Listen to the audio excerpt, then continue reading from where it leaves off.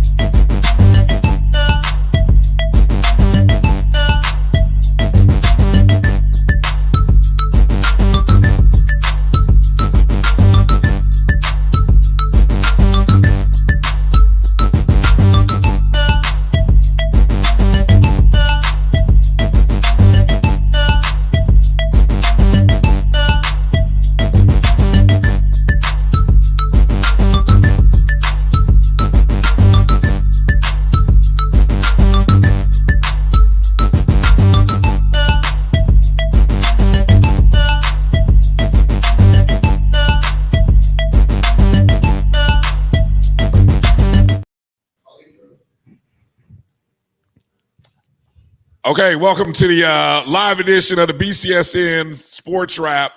Bryan, A.D, Drew, and as you can see, joining us way earlier than he usually does. It's Coach Rossi Norman. Coach, well, first off, Drew. He's not the only one who's early. Exactly. We are early. You normally don't get us this early in a Sunday, but we are coming off of a celebration. I don't even call it a hangover. Whatever you want to call it, that's what we're on.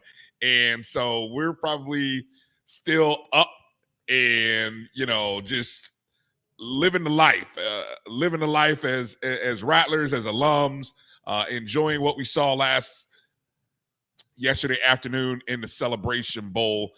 As you see the final winning touchdown there.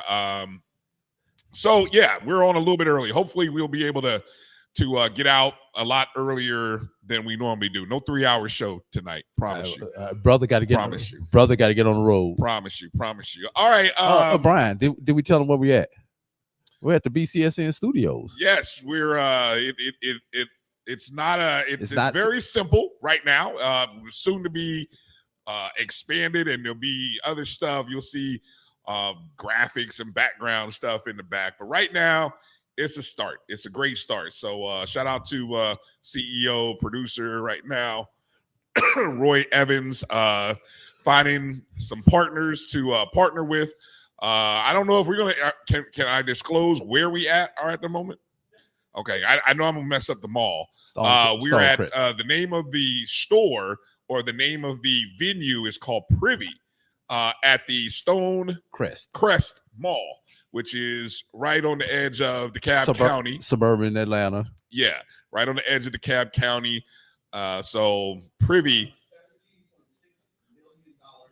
part of a $17.6 million development that's happening over here. So we are, Black Excellence. HBCU alum, if I remember correct. One of the partners is an HBCU alum. Yeah, so this is a start, something big that we're excited about being a part of going into 2024. So not only just Jericho Broadcasting, but also the Black College Sports Network. We're actually going to have shows and a home studio and just other things that we're going to be able to do here in Atlanta, Georgia, where we are based. Coach, how you doing this afternoon, my man? I'm doing well, blessed. Got up this morning, cleaned my house. I tell you, I always clean every Sunday, real good. Then I spotted on Tuesday, Thursdays. Went and did my laundry, came back, put my laundry up, then got a phone call saying, hey, we on early. And I was like, oh, we on early. So I had to call my sister. My sister's in town from Houston, and we was going to go eat at my little brother's restaurant. So I said, hey, I'll call you when the show's over. And she's like, okay. So, hey, I'm excited to be here. Always good to see you, brothers. Congratulations on last night. That was a big win for you guys. I see you got your orange and green on and everything like that. Good game. I had no complaints about it. Everything like that. I was excited to watch it. And I also saw the game on Wednesday. Tell me, Beach Bowl. I saw Beach Bowl. Yeah. Johnson C. Smith, Fort Valley. Yeah, we'll get in there. We'll talk about that. We'll talk about that coming up here in a moment. Are you coughing? Is that just a natural cough, or you got something to say there, Drew? Sinuses, bro. Sinuses. Okay, sinuses. Right. So bowl week, a good bowl week for HBCU. So I Hey, mean, hey, real quick. Let me ask you this. So in the future, when you guys start doing your show, are you guys going to be doing it in the studio? So you guys got to get back and forth to Atlanta? No. Oh, This is okay. for this. This would be our home base of operations. There will be shows that will be ran out of the area. We'll still primarily run it from virtually. But when we are in Atlanta, we have events in Atlanta or people in Atlanta, we will be here. Our goal ultimately is once a month to do a show from Atlanta, live show from Atlanta. We'll start off once a quarter and kind of get into it as we kind of feel our way through this process. But yes, we will be doing certain shows from here. Obviously, if there are events in Atlanta like the Celebration Bowl, the BX Swag Challenge this fall, other events in Atlanta, we're just all the different entities of the Black College Sports Network come here and have a base to do a show in addition to whatever we do on site. Hey, you guys are taking big steps, man. I'm just proud to be a part of it. In case people don't know, I'm not in Atlanta. I'm at home. I know our backgrounds look the same, but I'm at home. Right.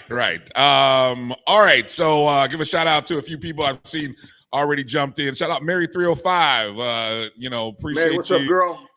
You're coming in early. There's a few other people I'm seeing that are joining. Obviously, a lot of people may still be traveling from Atlanta, or maybe they're in the airport, wherever they are in the Atlanta airport. And but always make sure if you're dialed in with at my BCSN 1, the number 1 on Facebook, X, YouTube, through the Jericho Broadcast Networks. Make sure you're following the BCSN SportsWrap, our YouTube page, our Facebook page.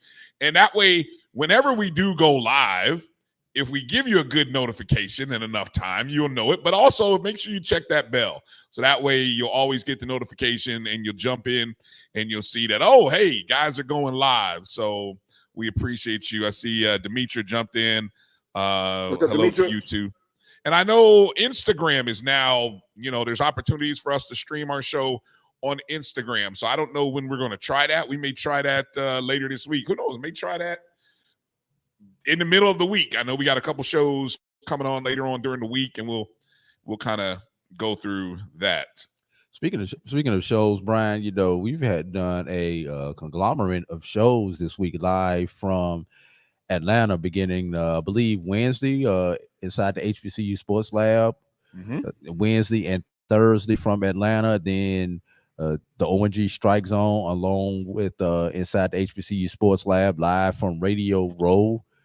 Saturday morning, we joined the Carlos Brown Show live from Mercedes-Benz Stadium, and then we just did an impromptu show last night, ONG Strike Zone, and impromptu Celebration Bowl recap show from the Omni Hotel. So we've been all over the place, and this is kind of capping it off with the BCSN SportsWrap coming to you guys early. So we're putting in the work for all you people out there covering HBCU sports.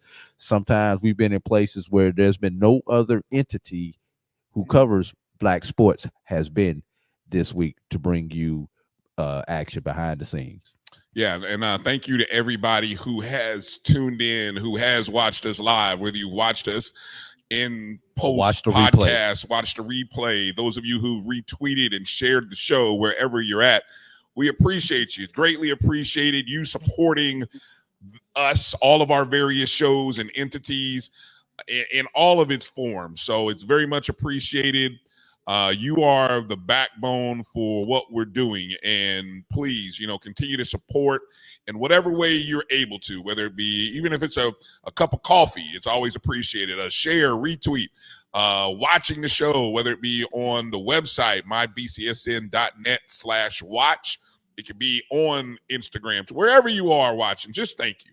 So I think that's, I wanted to add in that. All right, let's get into talking about this game, because I know we talked a lot about the game last night. So I think we'll kind of, with Coach here, we'll kind of come and talk about the various parts of this game from a coach's perspective and things, because, Coach, you had a chance to watch it. It's kind of different, I'll say. You had a chance to watch it from the television perspective. Drew and I are watching. We're both working that game, so I think Literally. our watching from our perspective was different because you don't get a chance to see options. For example, when things go foul, you're not really watching a play develop, and so we probably missed some things in the post game commentary, I'm sure. But like I said, having you on, we can start. Let's start with the first quarter. I want to kind of break this down quarter by quarter, Coach. I don't want us to jump too far into the whole game because this game took so many ups and downs, ebbs and flows. Howard jumping out to a 14-0 lead in the first quarter, and really on the opening kickoff, I mean, the opening run. I mean, look, we started our season with a touchdown to open the season, and I had that fear. I don't know about you, Drew, but I'm watching this thing and I'm like, oh, I'm like, what? And I'm thinking, oh my God, this is going to be a return. Talk about, Coach, your opening views of the opening kickoff, the opening drive by Howard, and just the way they came out ready. Were they the team that was more ready at the beginning of this game, or just maybe the nerves in a big game like this? Bryan, A.D, I tell you, I was watching the game, and I saw a tale of two halves. I saw two teams on the field warming up. I know they spoke with Howard's coach, and then they spoke with your coach. And then, like you say, with the kickoff, oh boy, got a good kick return. And I'm like, at first I thought he was going to take it to the house, but he got caught. And I was like, oh, okay. And then they had a good drive going, and they scored. And then they jumped out on you 14-0, and I'm thinking that 28-day hiatus worked. They're healthy, they're strong, they're excited, they're ready to play.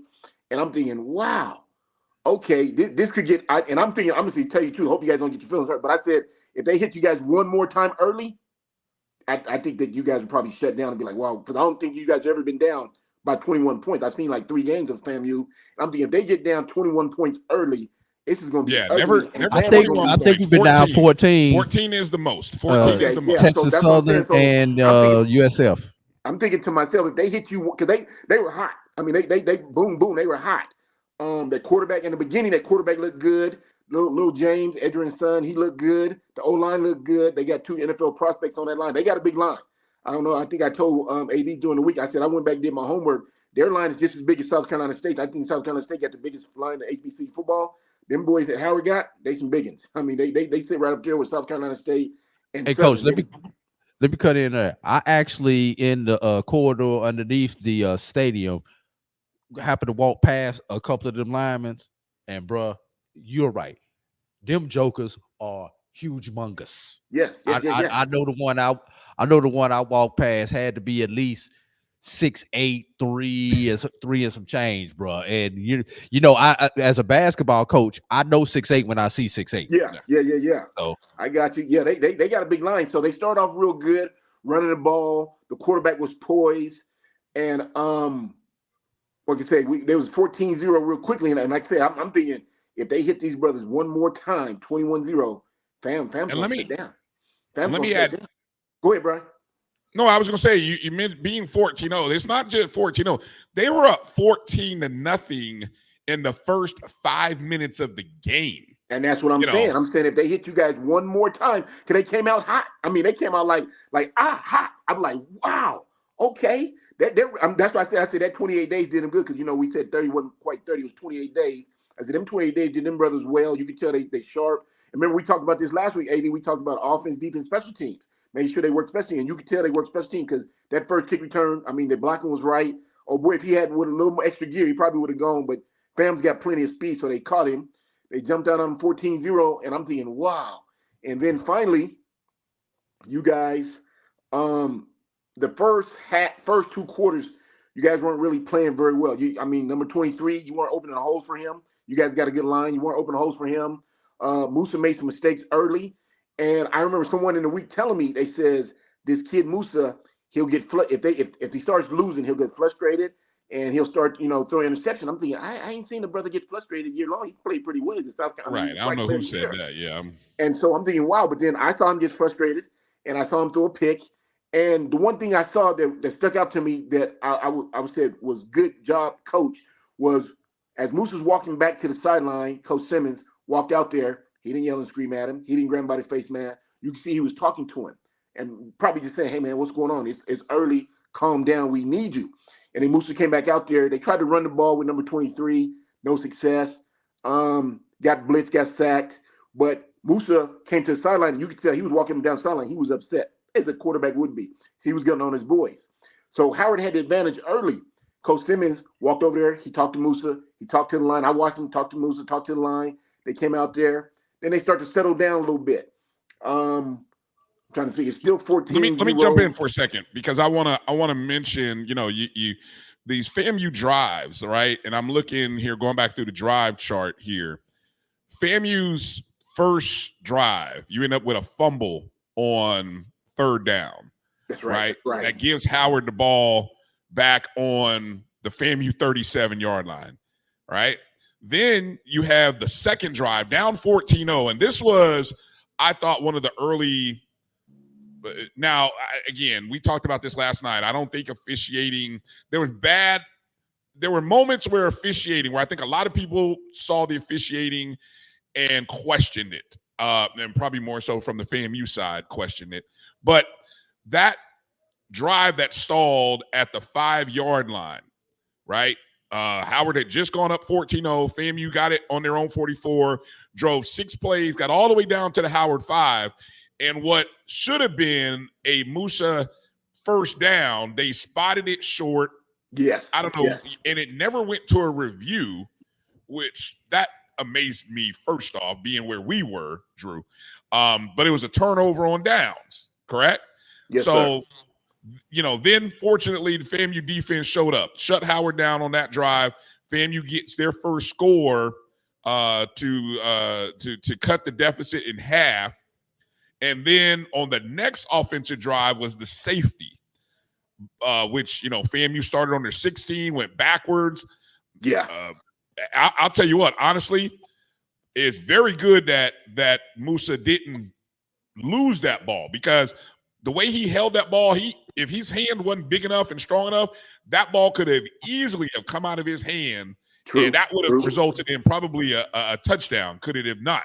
So I'm looking at, FAMU being down 16-7, Coach, and I'm thinking we're very fortunate to be only down 16-7. You know what I'm saying? Yeah. And so once again, with that safety right there, Howard has a good D line. I know they were that good because, like I said, I've only seen them once early in the year. So the D line gave your offensive line some fits early, well throughout the game, I'm gonna say. But on that particular play, I think Musa I didn't know he was that close to the end zone. Because I'm thinking, what are you doing, kid? Where are you going? And then I looked up, they had him. I'm saying, oh, that's a safety. Everything like that. So you're right, Brian. If he would have been holding that ball a little carefully, that could have been a touchdown. So that was a safety. So now they're up 16. Now I'm going to say this. Howard came out hot. But once they got to that 16 and you guys were down to 7, they kind of stalled. I'm not going to say that you guys did anything to stall them, but it's almost like I didn't see the hotness anymore. It's almost like when you're turning your oven off, and you go from 8 to 6, and then you turn. They just started going backwards. I'm thinking, the quarterback started making mistakes. Your defense stepped up. Your defense played well, sacking him. They stopped, like I said, he stopped Lil James, because Lil James is supposed to be one of the better backs for the year. Howard has a good running game. And Eden James is that dude. Eden James is the one. Eden James, outside of the defensive performance by Howard, Eden James was their offensive star. Now, I don't think he scored a touchdown. He didn't. But he was the guy who had the longest runs, and he was the one guy that I actually was a bit worried about for FAMU to kind of say, if there's anybody that's going to be a big game playmaker for Howard, it's Eden James. And he had some runs that I kind of had to hold my breath on and was like, please, somebody grab this dude, because no lie. I mean, he broke off some good runs there in that, especially going into the second half. But he had not to cut you off, Brian. He had a couple good runs. I mean, he just didn't get busy. I was expecting, because they got that big line, I thought they were going to try to come push you guys around. But I thought they found out early that your defense wasn't backing up. I mean, your defense came to play. I give you guys that much credit. Defense came to play. Honestly, defense kept you guys in it, because, like I said, there was a time in the game, besides that safety, your O-line wasn't playing very well. Number 77, number 71, it was like 3 plays in a row. Twice they jumped off sides, and then one guy failed the guy. And I was like, and then the O-line coach, he got mad. He took his headset off. He started screaming, and you seen Coach Simmons go over there and say something. He'll probably like, hey, buddy, calm down. We don't need all that. But 77 and 71, I remember those guys. I'm thinking, They you didn't really get their name called too much throughout the years, but they stuck out in the game. So that stuck out right there. But their D line came to play. Let me see. Fast forward a little bit. We're still at 16-7. But once again, once they got to 16, they stalled out a little bit. That quarterback wasn't making good throws because one time, right before the half, I don't know if you guys saw it, they had a receiver wide open. I'm talking about open, like Kmart, 24/7, open. He didn't. Well, see, that's the part that, from our perspective where we were, we don't get a chance to see that because we're tracking the ball and the play. So I probably would have to go back and watch the broadcast, which hopefully I'll get a chance to do later today. Bryan, he was AD. He was open. I mean, he was waving. I don't know if you see it. He was waving at the quarterback, and I don't know what the quarterback doing, but I do remember this. The coach came out there and got on his butt because he pointed like, "You didn't see him down there? You didn't see him down there?" And the quarterback, he's a little taller than the coach, and he kind of shook his head like, "No, I didn't." And the coach was ripping him a good one. I'm thinking, "Hey, good job, coach," because he was open, brother. And I'm thinking, "Oh my God." Myself, I teach my boy those opportunities to end a game. That's another touchdown because he's open, and he didn't hit him. And then the quarterback started going backwards, and then your D-line stepped up, was able to pressure him, flutter him, got to him. They stopped Lil James. Like you said, Lil James had some good runs, but for the most part, he wasn't able just to dominate the way people thought he was going to do. Your defense stopped him. Halftime came around, saw the bands a little bit. Let me pause right there because since you're hitting the halftime mark, let's kind of reset here for a moment. 16-10 at half. I thought there was no bigger play than FAMU coming out of that half with a field goal and knowing that FAMU gets the ball to start the third quarter. And despite not really scoring in that quarter or just the fact that you ended the half on a positive going into the locker room. And I know, we talked to the coaches after the game. They talked about just guys kind of staying together, no finger pointing, guys having to really just the coaches did a great job, I think, on the FAMU side of getting into the guys mentally. Because I in all the reports that I've heard, there was a lot of nervousness. I mean, whether it be this no bigger game that FAMU has played in, and the expectation is high. Yeah. I mean, when you are the favorite, now, even though it was a 4-point and it got up to 6, maybe 7, that was low. I mean, but the expectation of what FAMU had on its shoulders was extreme. So, yeah, we probably played a little tight early on, and Howard was real loose. And so that contributed, again, I'm very, very happy that we were only down 6 at the half. What do you got, Drew? I know you want to get a question in there for Coach. Yeah, Coach. Talk to me. I want to ask you about these special teams. And I'm gonna be honest with you, Coach. What I saw, especially in the first half to open the game, on the kickoff coverage was terrible for both teams. I don't know if you were able to pick up on that when you were at home, and I'll just go back over some of them. Let's see. Opening kickoff. Return to the FAMU 27. Kickoff 55 yards, 63-yard return on the opening kickoff. Mm-hmm. All right. Next kickoff, FAMU gets the next kickoff. 40-yard return on the next kickoff. Surely I thought we were going to break 47. Both of those kickoffs, yeah, we thought the returner was going to take it to the house. Matter of fact, and I can tell you this for fact, I think the kickers on the kickoffs yes, they did. probably led all special teams in tackles. I know both kickers on both teams made at least one tackle, if not two, on kickoff coverage. True. Which is never a good thing when your kicker is making a tackle. No, it's not a good thing, but go ahead. Wait a minute. Let me finish. The next kickoff, 41-yard return. This is FAMU returning. So Howard's had one good one. FAMU has had 2 good kickoff returns. Then there was another kickoff return. That was a punt out of bounds. And that's just the first quarter for Rossi. 3 kickoffs to the first quarter, and all of them were 40 yards or more. Then the kickers finally got smart and started kicking the ball, touchbacks and everything else. But what do you attribute the special teams, the not being able to cover on the kickoffs and special teams to?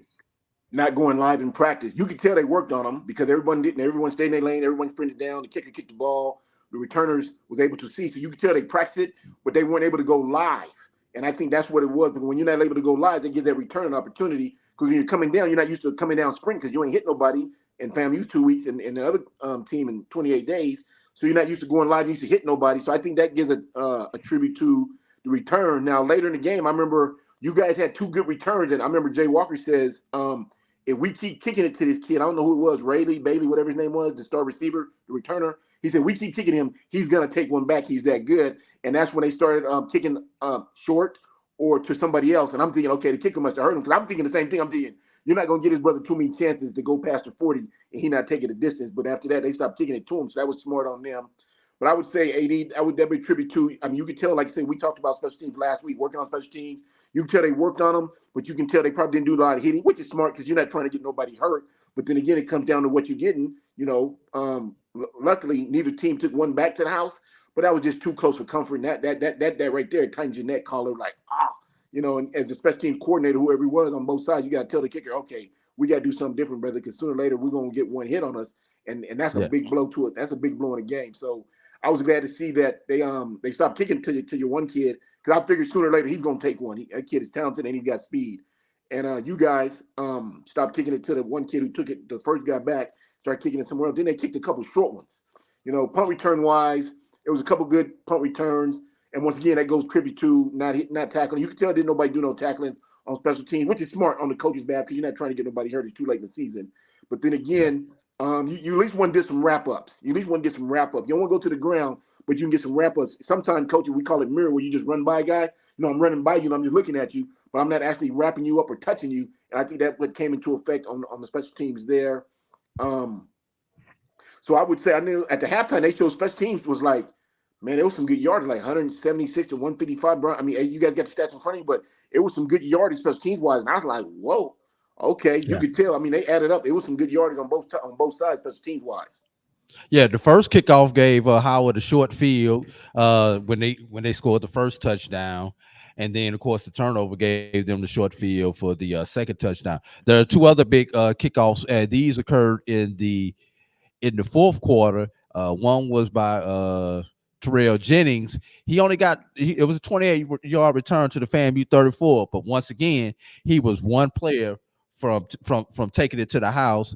And then Howard had for Howard, Ian Wheeler returned one to the FAMU 45, and this was just after FAMU had gone up.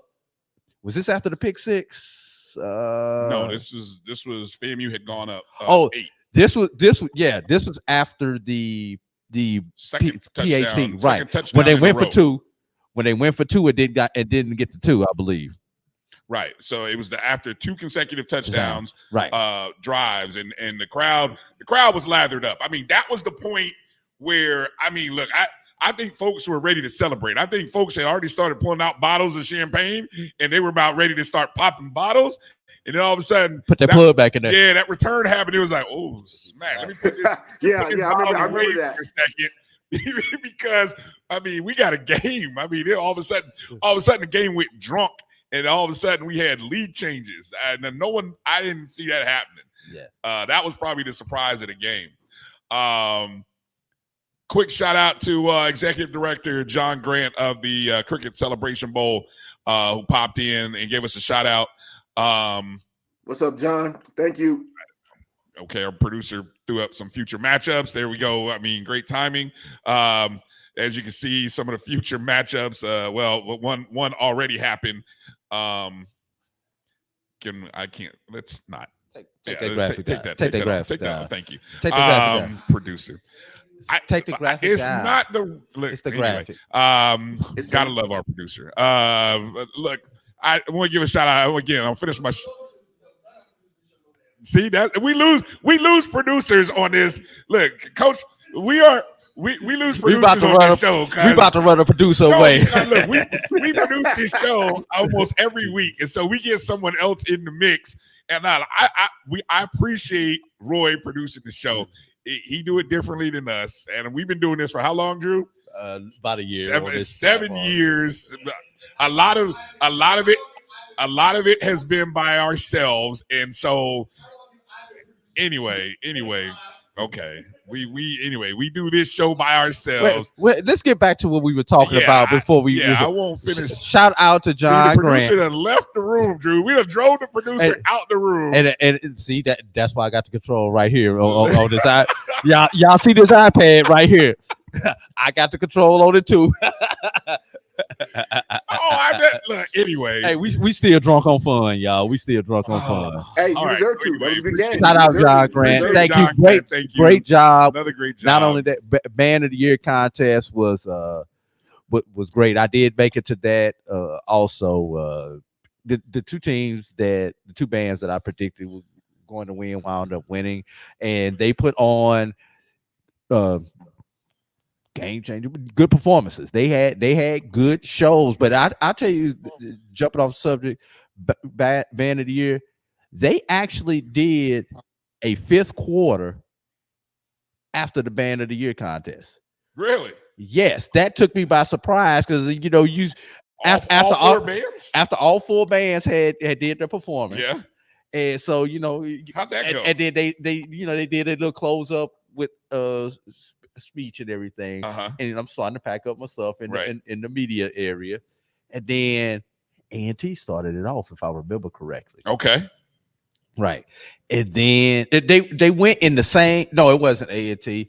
They went in the same order that they actually performed on the field. Okay. With a fifth quarter. Nice. And they did a performance from the stands, even though I don't think that was graded as part of the Band of the Year contest. But it was just the fact that they did a stand performance. Yeah. Also gave the people a extra special treat for those who stayed around. And all you had to do was hang around for about 4 or 5 more minutes after they got done with the on the field ceremony. And they went through, and each band did one maybe, I think they did like one song a piece, because they all had about 5 minutes each to do a fifth quarter. I would imagine that was, if knowing Mr. Grant like I know him, that was probably well planned. Yeah, I don't think that was just impromptu. No, it wasn't.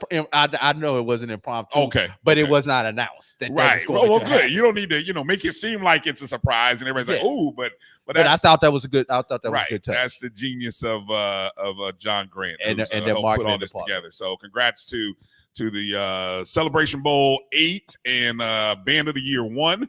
And it's a great build up for the Roar for next year. The blue and green watching machine. The blue and gold watching machine. Blue and gold watching machine of North Carolina A&T, who again, as I predicted, North Carolina A&T wins again in Atlanta. Jackson State loses again. I'm back to being petty. I'm sorry. I said it and I said it. So. And FAMU wins twice by osmosis, because the FAMU alum won the director exactly. Of the Roar. Yeah. Dr. Beckford, who leads the Roar, a former member of the Marching 100, a FAM alum. So we do what we do up there, and so just watch out. Okay, let's get back to this. Hold on a second, Brian. Let me just put one emphasis on what you guys talking about with your band. Now, you guys weren't able to see it, but I was, and people that was at the house, people was at home who I saw this. The director of the NCAA, tall, thin, Caucasian guy, right? He was there. Yeah, he was there. And he came down, and right before halftime, he said something. He says, when I told people I was coming to this game here, he said, everyone says whatever you do, make sure you watch the halftime show. He said, so I want to watch. He said, so he looked at I think it might have been Tiffany. He said, what's so special about this halftime? And Tiffany smiled and said, we'll just wait and see. Right before the game started, read back up in the third quarter, Tiffany ran up to him and said, hey, what do you think? You could just tell he was, his eyes was like, whoa. His facial expression, he was like, I like that. I'm gonna make sure I come back to more. And I just said 2 thumbs up HBCUs, because he's the director of NCAA, Caucasian guy, and you could just tell he had a great time watching the band at the halftime. And he said, I'm going to make sure from now on I watch halftimes at HBCUs. And I was just thinking, man, like, okay. Okay. Isn't it amazing?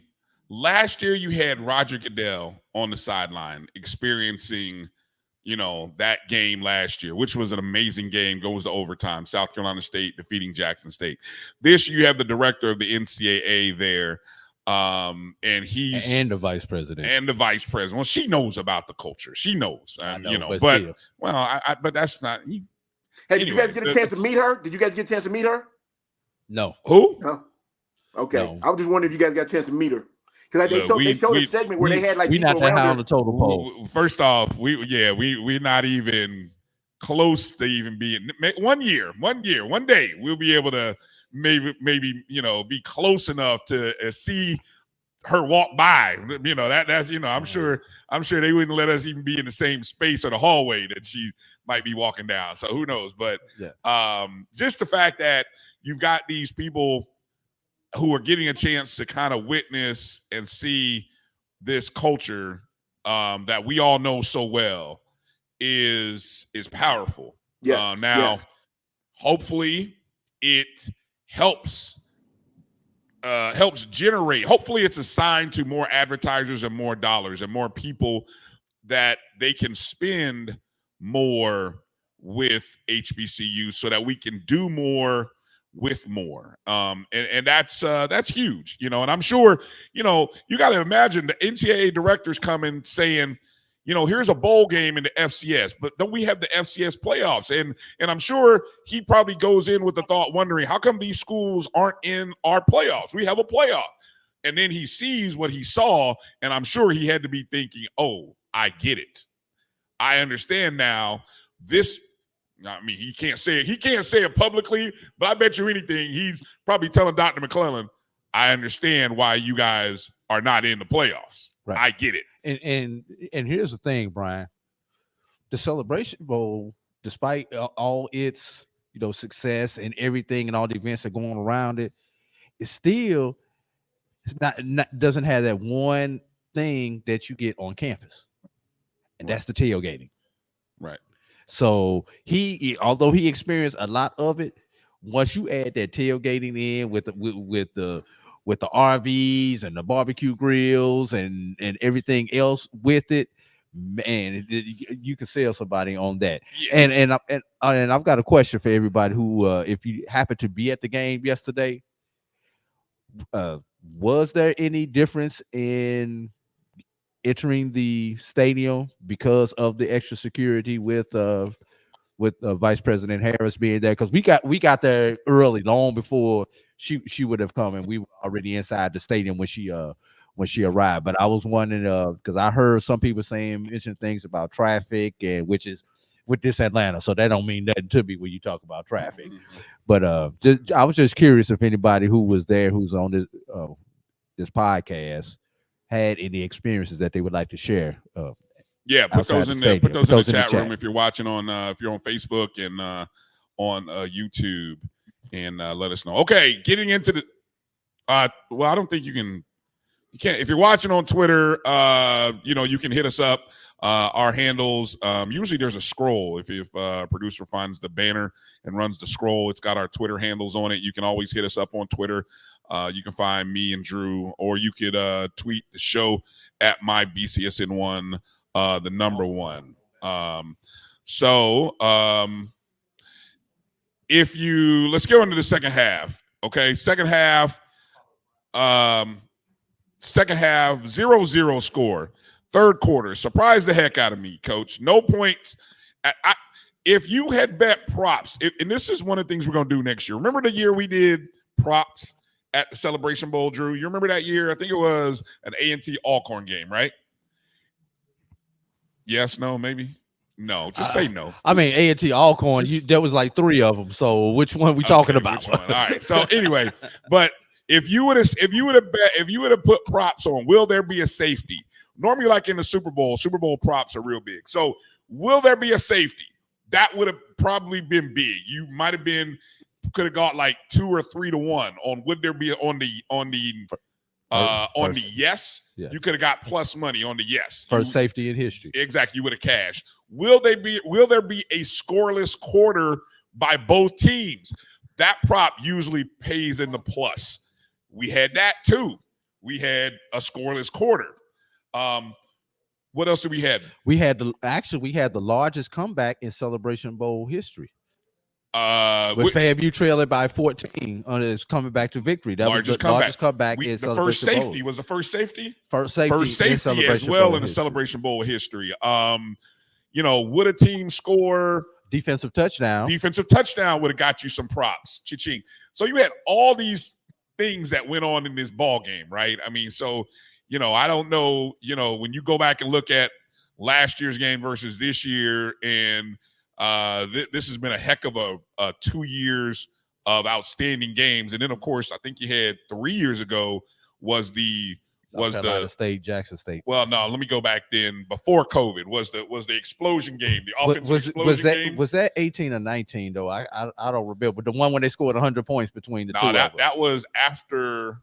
That was after Raynard left, so that was 19. Okay, Jamie's in the chat. Jamie knows that. Yeah, that it was either 18 or 19. 64 to 44. When we had the basketball game break off in the stadium. Yeah, that was 19. I bet you anything that was 19. So I mean, this is the amazing run of Celebration Bowl games that we have had. So I like I said, we got to do props next year. But Coach, okay, so here's again. We go into the fourth quarter.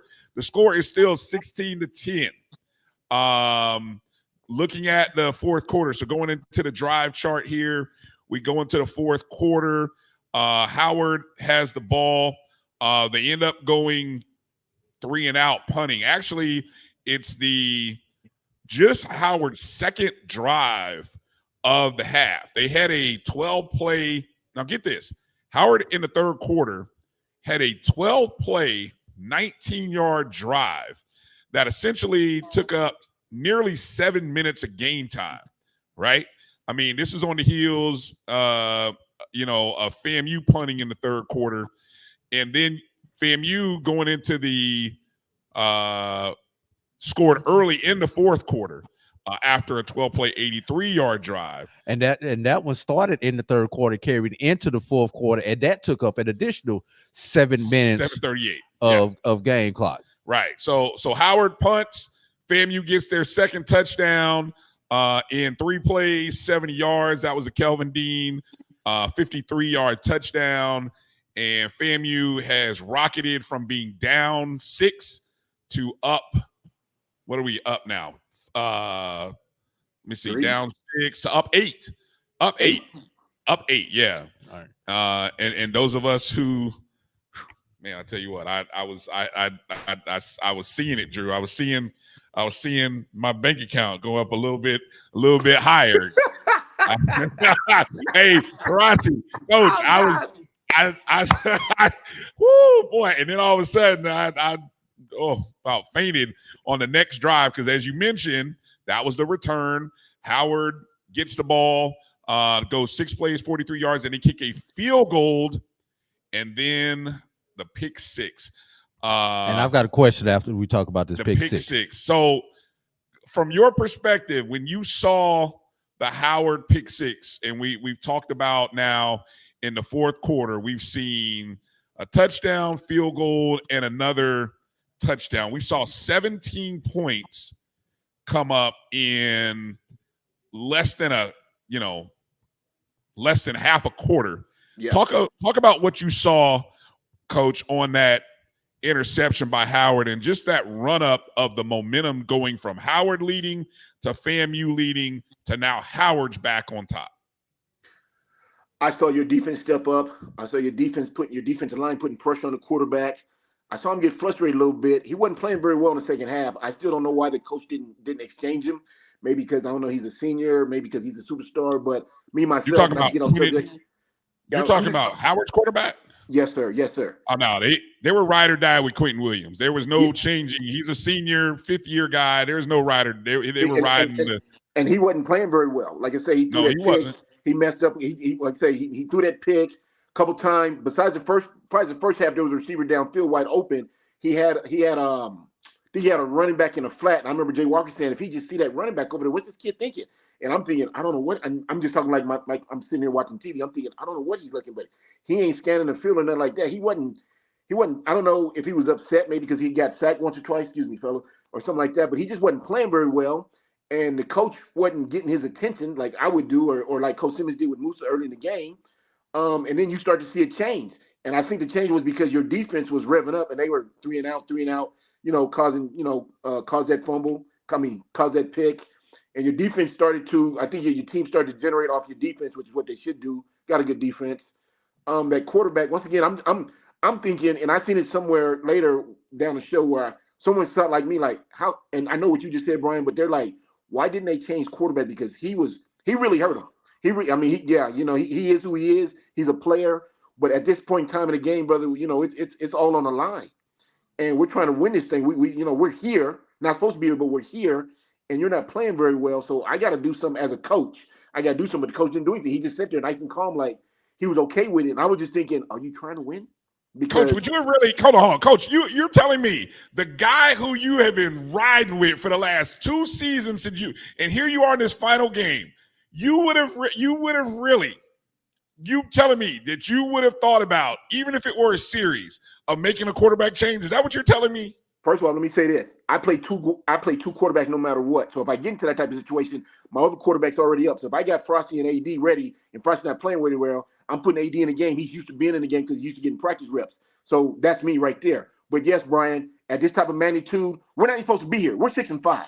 We're not supposed to be here. We're playing the number 1 team in the country who's got everything going for them. And it's not a bad game. We're not playing bad, but we're not playing very well. So yes, I have to make a change as the head coach because this is my program. I'm the leader, and I got to go look at an AD and a president on Monday or Tuesday before I get in the car and go on Christmas break, and I got to tell them what was going on. I got to look at my team when everybody's upset, like, because it's going to be, man, Coach, how can we make a change? So, yeah, you have to be able to make those changes. Yeah, that's your guy. That's your man. He's been with you, but he wasn't playing very well. So if you can't get his attention like most coaches can, Frosty Norman, then I have to go with somebody else because you can see, one time after he threw a pick, he walked and he sat down. It almost looked like he was going to start crying because he knew he wasn't playing very well. And the camera was right on him. I hate when they do kids like that, but the camera's right on him. And you could just see his face.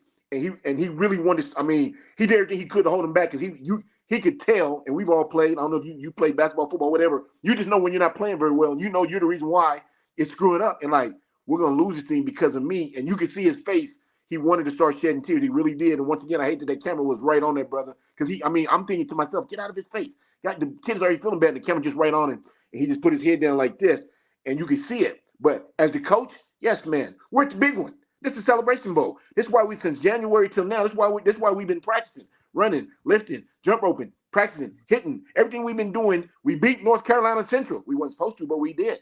Now we're playing FAMU. So, hey, yeah, Brian, I got to sit him down because we're at the big one. And anyway, talk about it. And once again, I know we're not getting off subject, but yes, I would have to sit him down. Really, as much as I love the kid, and I thank you for the wins that you've been doing for me. I got to sit you down, young man, because you're not playing very well. And you can see it in his face. He probably wouldn't have debated you like, okay, coach, because he knew he wasn't playing very well. I'm telling you, go back and you watch that segment. And when he sat down and the camera's right there, just in the boy's face. I saw it. We were sitting right next to the replay. Yeah. We were sitting right next to the Skycam booth. So I did see what you're talking about after one of those interceptions when he came and sat down. I know what you're talking about. Wow. And he's probably thinking, we're about to lose this thing, and it's because of me, and I got to live with this for the rest of my life. And then the camera just sitting right there, and I'm thinking, that's not fair. Get out of his face, camera. Get out of his face. But, of course, they get paid to do stuff like that. But anyway, Brian, yes, I would have set him down. That pick really turned the momentum for you guys because for a minute there, your fan base was like up and down. Sometimes you guys up jumping around, then you're sitting down. And sometimes you're up and something down, then you're sitting down. But after that pick, I think you guys stood up for the rest of the game and didn't sit back down. I think you guys knew, okay, we got this one. Defense played up very well. They shut Lil James down. I think they gave him the ball 2 or 3 times in a row, and I don't think he got 3 yards. Defense was on him hard bad. Quarterback had nowhere to go. So I'm going to say late third, going into the fourth, you guys had momentum and you didn't give it up. I would like to ask this, because if I'm not mistaken, with 1:47, you guys did the victory celebration. You guys went into victory and just kneeled it. I didn't understand that. Me, myself, I'd go to a double tight I formation, just run downhill like Drew said earlier in the segment, 21-20. You would have tried to score, Coach, wouldn't you? No.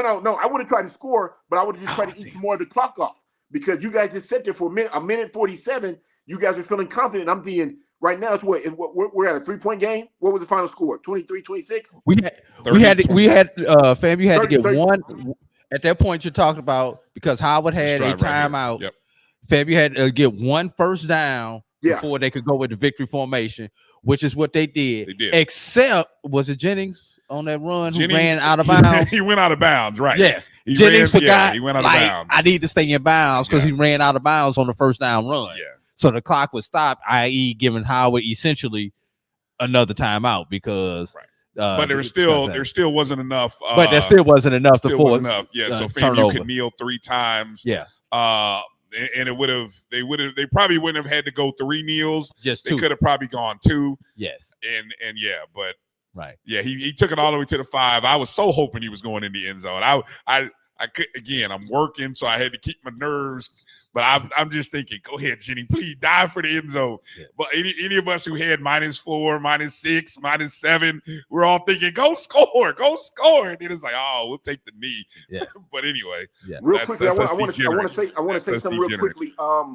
Let's go back to the play where you guys got the ball. Musa, he's sitting back there, and the O-line just giving him time. He can scramble eggs, he can flip the pancakes, and he throws it to, I think it was number 88, and he fell down. He thought he caught it like on the 1, but the ball actually hit the ground. Okay. Yeah. They reviewed it, and they brought it back. But the very next play, he got the same thing. And this is what I'm saying for the offensive line. They gave him 2 plays in a row. Great protection. I mean, he was back there once again, scrambling eggs, drinking coffee. He had time, and then he seen the guy hit him, touchdown. So that was a good job by Musa and his golden arm he has. But them big boys up front gave him 2 good plays in a row. Want to talk about another play. This kid didn't have a lot of runs. I mean, I think they said he only had like 5-7 rushing yards, but he had 2 receiving touchdowns out the backfield because you guys weren't able to run the ball very well. But this one kid came in late in the game. Kelvin Dean. Kelvin Dean. Yeah. He did a good job of catching the ball out the backfield and making it happen there. Nothing against 23. He had some good hard runs, but he wasn't able to get loose like he did. Wound up being MVP. Who got MVP? That one kid, the running back? Yeah, Kelvin Dean got the offensive MVP. Yeah, because he scored 2 touchdowns. He scored both your touchdowns, right? Yes. Doing the run. Who who else showed up big for you guys? Who, once again, I saw FAMU 3 times, but I never saw this kid till yesterday. Was your tight end? He did a great job blocking. Oh, he's been there. He had 2 or 3 good catches. And I was like, who is this kid? And he's a big kid too. He's a big kid. I'm like, who is this kid here? Yeah, number 81. No play. They haven't featured him a whole lot, but he didn't get featured a lot, and that to me was the biggest play of the game. I was trying to find it. We're down 26-24, and I think if I'm not mistaken, wasn't it 4th down? Yeah, it was a 4th down. It was a 4th down play. And across the middle. Where was it? Where was that play? Because he called it on around the 20, if I remember correct. Fab had the ball just inside the 40. Yeah. And went forward, and he got to about the 21 or something like that, just outside the red zone on the catch. I remember the play, and I can't remember which drive, but I definitely remember the play. He had 2 or 3 good catches. I was like, wow. I never seen. I mean, I've seen Rainey and I've seen other receivers, but I never seen this kid. But that young man showed up yesterday for you guys. Kamari Young caught that, and that was the play of the game for me as watching that play. I mean, the pick 6 almost turned into the play of game for Howard, and I would probably say that is Howard's play of the game because it put them in a position to win. It really did. Yeah. And then for FAMU, converting a 4th and 5 with a 20-yard pass play that's sick, ridiculous. Yeah. Great throw, great catch. What that says is that your head coach has confidence in his team. That's what that says. The head coach has confidence in his team. That's what that says. Let's go back to that pick 6 for a second. Coach Ferrasi. Talk to me. You just got a pick 6, which means you just took the momentum back in the game. Yes. You took the lead. You're up 25-24. Mm-hmm. 4th quarter. 7 minutes remain. I believe it was 7:09 if I got the time exact. Explain to me going for 1 instead of 2 because you're up 25-24 with the PAT coming. Obviously, if you get the 2 and score the 2, it puts you up a field goal where a field goal can only tie you, cannot beat you. And if you get the PAT, a field goal beats you. So in my opinion, 1 point does you no good that late in the 4th quarter. Every chart that I know of tells you to go for 2 at that point. talk to me about why you think Coach Scott may have gone for the 1 at that point instead of going for the 2. Offense not playing very well. He knows his quarterback's frustrated. He's probably a little frustrated. And so if you go for 2 and you don't get it, now you have to point a finger. Okay. And so it's probably easier to just go for the 1. We know, excuse me, fellas, we know our field goal kicker's been kicking pretty well. We can get this. Come on now. We can get this done. Everything, excuse me. And so, it's probably just, let me get right there. There we go. Handsome. Hey, that guy. So anyway, once again, offense not playing very well. Quarterback's frustrated. So once again, if you go for 2, now you got to point a finger like, hey, what the heck? Or you got to look at your coordinator. You got to look at your quarterback. You got to look at yourself as a head coach. So it's just probably best, just safe thing, just go for 1. I'm thinking like you did. I'm thinking I would have I'd have jumped to a double tight I formation and went to my running back who still hadn't had a chance to get loose yet and say, hey, brother, we need you right now. Big fellas up front, we need you to push these guys back. But he's not me. I'm not him. But I'm thinking out loud, AD, just probably thinking just the 1 is probably the safer. And like you said, it's a good game. It's close. You still got time. So and your defense playing pretty well. Offense is one that's really hurting you right now. Defense still playing pretty well. So go ahead and go for the 1. You go for the 1 that now is what, 24-25 or something like that. I mean, it's close. So you're still right there. Nothing to panic. No, no need to. Like I said, your collar getting tight. No need for none of that. We still got time. So go for 1 and let our defense get out there because our defense has been playing very well. Hopefully, I can look at my quarterback and just have eye contact with him and say, "Hey, my friend, I need you to come on." Speaking of the Howard defense, let's not sleep on the Howard defense because outside of the 1 drive when FAMU took like 7 minutes off of the clock, that was the one like really sustained drive by FAMU. But the rest, and this happened both ways. The rest of FAMU's points came because of the offense putting the defense in bad position, giving FAMU short fields, and consequently, the first 14 points that Howard scored, 1 came off special teams not covering properly, and the second one, the offense put the defense because of the fumble, it gave Howard's offense a short field. So when you take all that stuff out, both defenses actually performed pretty good. The offenses put both defense in bad positions at certain points in time during the game that the offense were able to take advantage of. Now, here I want to ask you about one other question before I turn it back over. Hold on, before you ask the question, because I want to say that's a great point, Coach, you just brought up about the reasoning for not going for 2. And as I think back and you look at the score, and you just said it, those 2 scores were the only time that Howard's offense punched the ball in. That was their only 2 scores. Everything else was a result of defense and special teams. Yes. And so, and those were on short field. Yeah, exactly. In the fourth quarter, So, I mean, stats, the game was weird. I didn't really process that. I'm still drunk in the emotion of winning and all that. And now that you think about that, I'm drunk in the emotion. I was a little drunk afterwards, but I was drunk in the emotion of that game and that I didn't even consider that, Howard's offense was pretty bad and unfortunate, but their defense was great. Yeah. Special teams was good.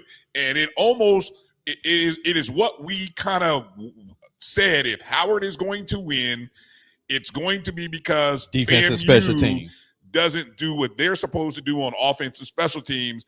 And they opened the door, FAMU did, to allow Howard. On the opening kickoff. They opened the door and gave them a chance. And fortunately, when you have the number 1 defense in the FCS, the defense showed up when it had to show up in the second half. Also, Brian, let's keep something else in mind.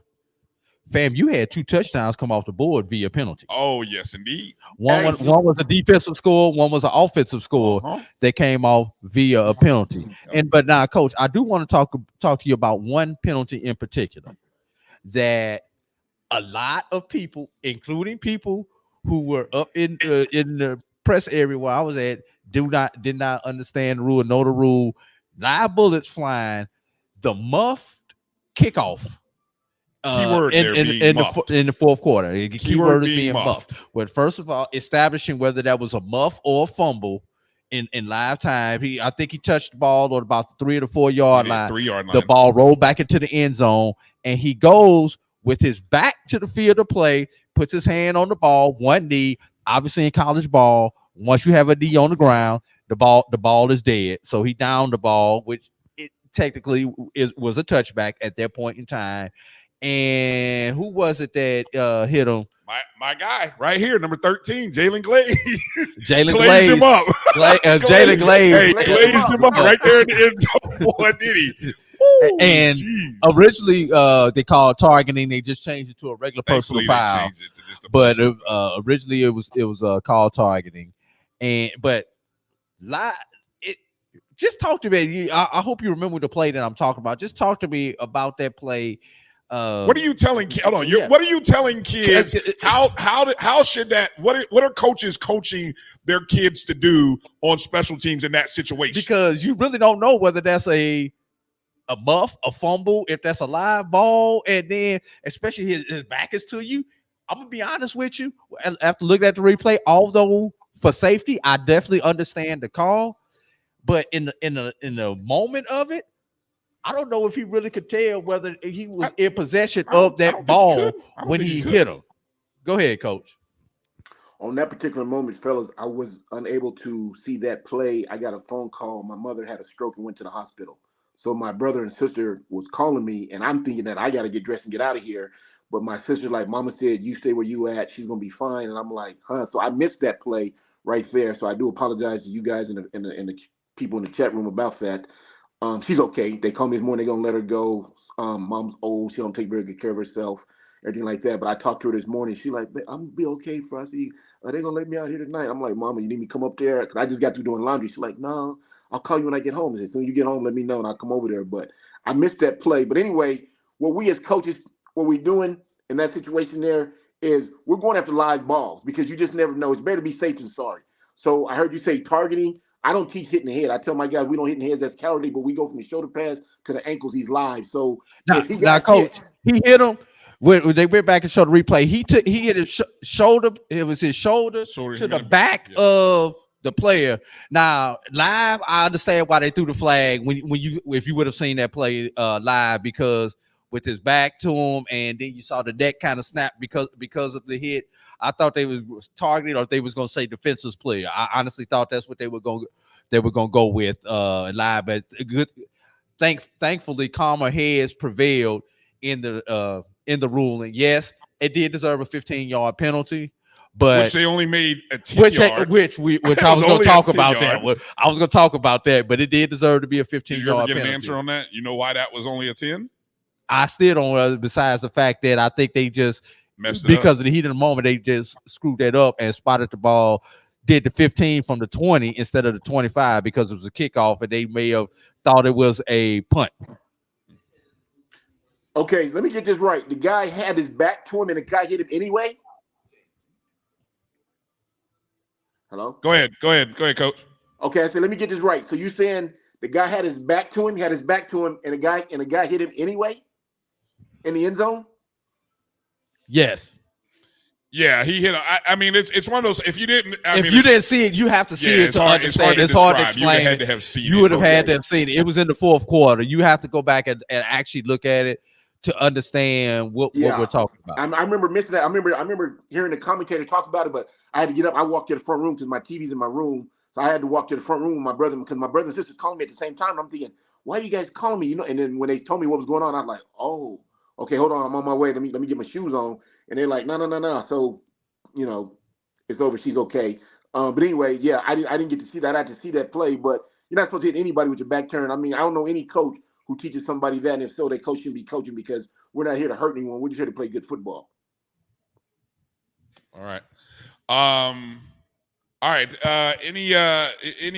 Let's get ready to sort of wrap it up here because I know we had a couple other news and note things we want to kind of do. And I don't want to be here for a good time, not a long time. We promised we weren't going to do a 3-hour show. So we can get a little long. Any other key points that maybe you didn't get a chance to talk about that you wanted to point out or that you saw in this game, and then I want to give you a chance, Coach, to quickly talk about what you saw from the first bowl game of the year, the Florida Beach Bowl, which I will confess I did not watch. I tried to watch it. Okay, leave it at that. Leave it at that. I know a couple of the platforms did not go through. You're and gonna throw someone under the bus. You better drive hard, or you're gonna let it go. Are you gonna drive hard? Or you gonna let it go? Don't wish wash here. Either drive hard or go away. All I'm going to say is when I went to go find the game on my TV, my smart TV, that has the HBCU, that company's app downloaded to it, the game would not come up. Okay. I saw part of the pregame on my TV, and I'm talking about on my 65-inch. So after a while, I got frustrated, and I was like, let me try a different device. I tried my iPad, this iPad right here that you see, and the game was able to come up on my iPad. Another member of the Black College Sports Network family, I'm not going to call him out, was texting me back and forth like, bro, do you have the game on? I was like, I got it on my iPad, but I can't get it on my TV. And then Coach Rossi, you got a better connection and better hold device than Drew. Hold on. Anyway, Rossi was texting me too. I-14. Rossi was texting me too. And so I got the phone, I got the iPad, I got the TV, and between them, I couldn't get all of the work. So at you the same weren't part time. of the 700-something thousand that saw it. Is that what you're telling me? If you're talking about impressions, I just said you were one of the 700,000 that saw it. If you talk your about, eyes weren't part of the 700,000. if you're talking about We're impressions, being messy right now. But go if ahead. you're talking about impressions, I'm just or asking. actually now the 8 times that I had to log in may have counted. See, I'm okay. I don't know. But Coach I probably saw it. had about 12 to 15 impressions because every time I kept trying to log in from a different device, it probably counted a different IP address and everything like that. Coach, you saw it. What did you see, Coach? Because I saw a bunch of rain and about. You saw it. Good job trying to. But shout out to trying to put on an event. Hey, real quickly, before we go to this game here, I want to say something that AD said last week. He said, if this is the game, do you leave it all on the field? Do you bring out your plays, your trick plays? And we did see 2 trick plays. We saw the reverse pass to Musa. I think that got called back. And good athletic ability by that young man there, the way he caught it and fell into the end zone, but it got called back. And then we saw the flea flicker. So I want to say, AD, you did call it because me, myself, I don't really use trick plays. Not to say I'm better than the next coach, but I got an arsenal of artillery in my coaching bag. So I don't personally really use trick plays, but you did call it. And they both worked. I mean, I think one went for a touchdown, got called back, and the other, the flea flicker, went for a big play. So shout out to you for calling it. The Beach Bowl. Now, let's get back to the Beach Bowl. Raining, Wednesday. I did my homework. I texted AD and I said, hey, I'm going to do my homework because I don't really know much about neither one of these teams. Both of these teams, if you go back and you do your homework the same as I did, the offensive line were both equal. Defensive line were equal. Both teams were 7-3. Special teams was equal, so you didn't really see who had an advantage. Like, only advantage I saw was Fort Valley threw for about 300 more yards than Johnson C. Smith. That was probably the only thing that stuck out to me. Okay, I think Johnson C. intentionally was running the ball. I don't know if that was because of the weather or that was the game plan, but Johnson C. did not try to throw the ball hardly at all during that game.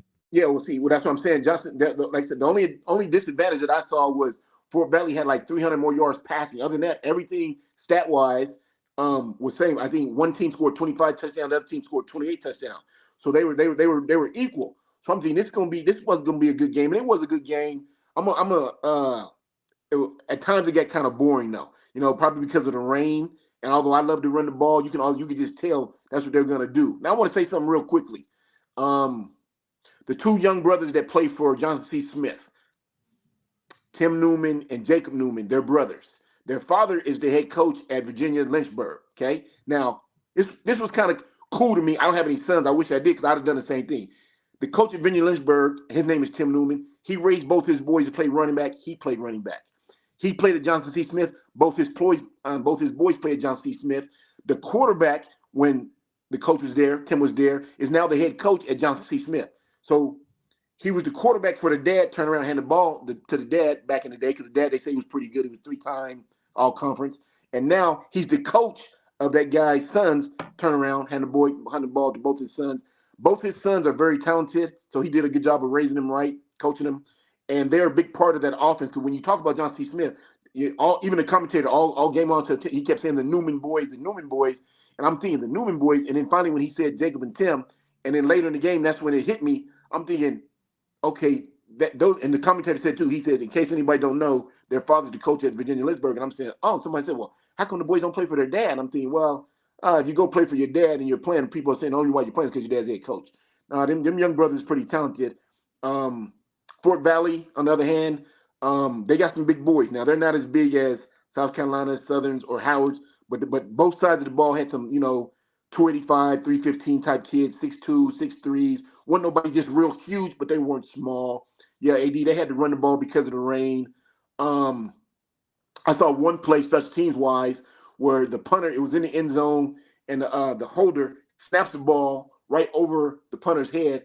Punter didn't even make effort for it. Me as a coach, I go a little ballistic, not throwing my head to nothing like that, but I'm calling both of them over here right now, because what's this high snap stuff, and why didn't you give effort? Because if you go back and you just see it, he just literally looked at it go over his head. I'm thinking, so you're not going to give effort? Everything like that. The score wasn't bad. It was a close game all the way. I think the rain had a lot to do with it.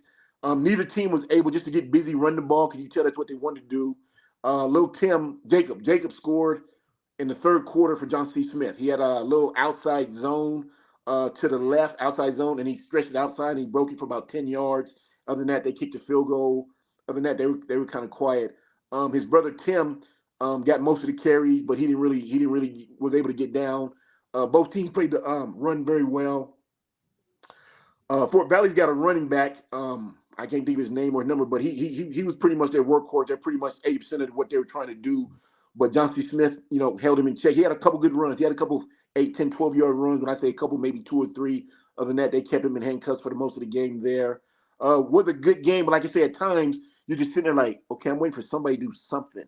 And then for it to be a bowl game, they changed the name to the Beach Bowl. What was it before that? Because they talk about that used to be like the Division II Black College National Championship, the Patriot game or something.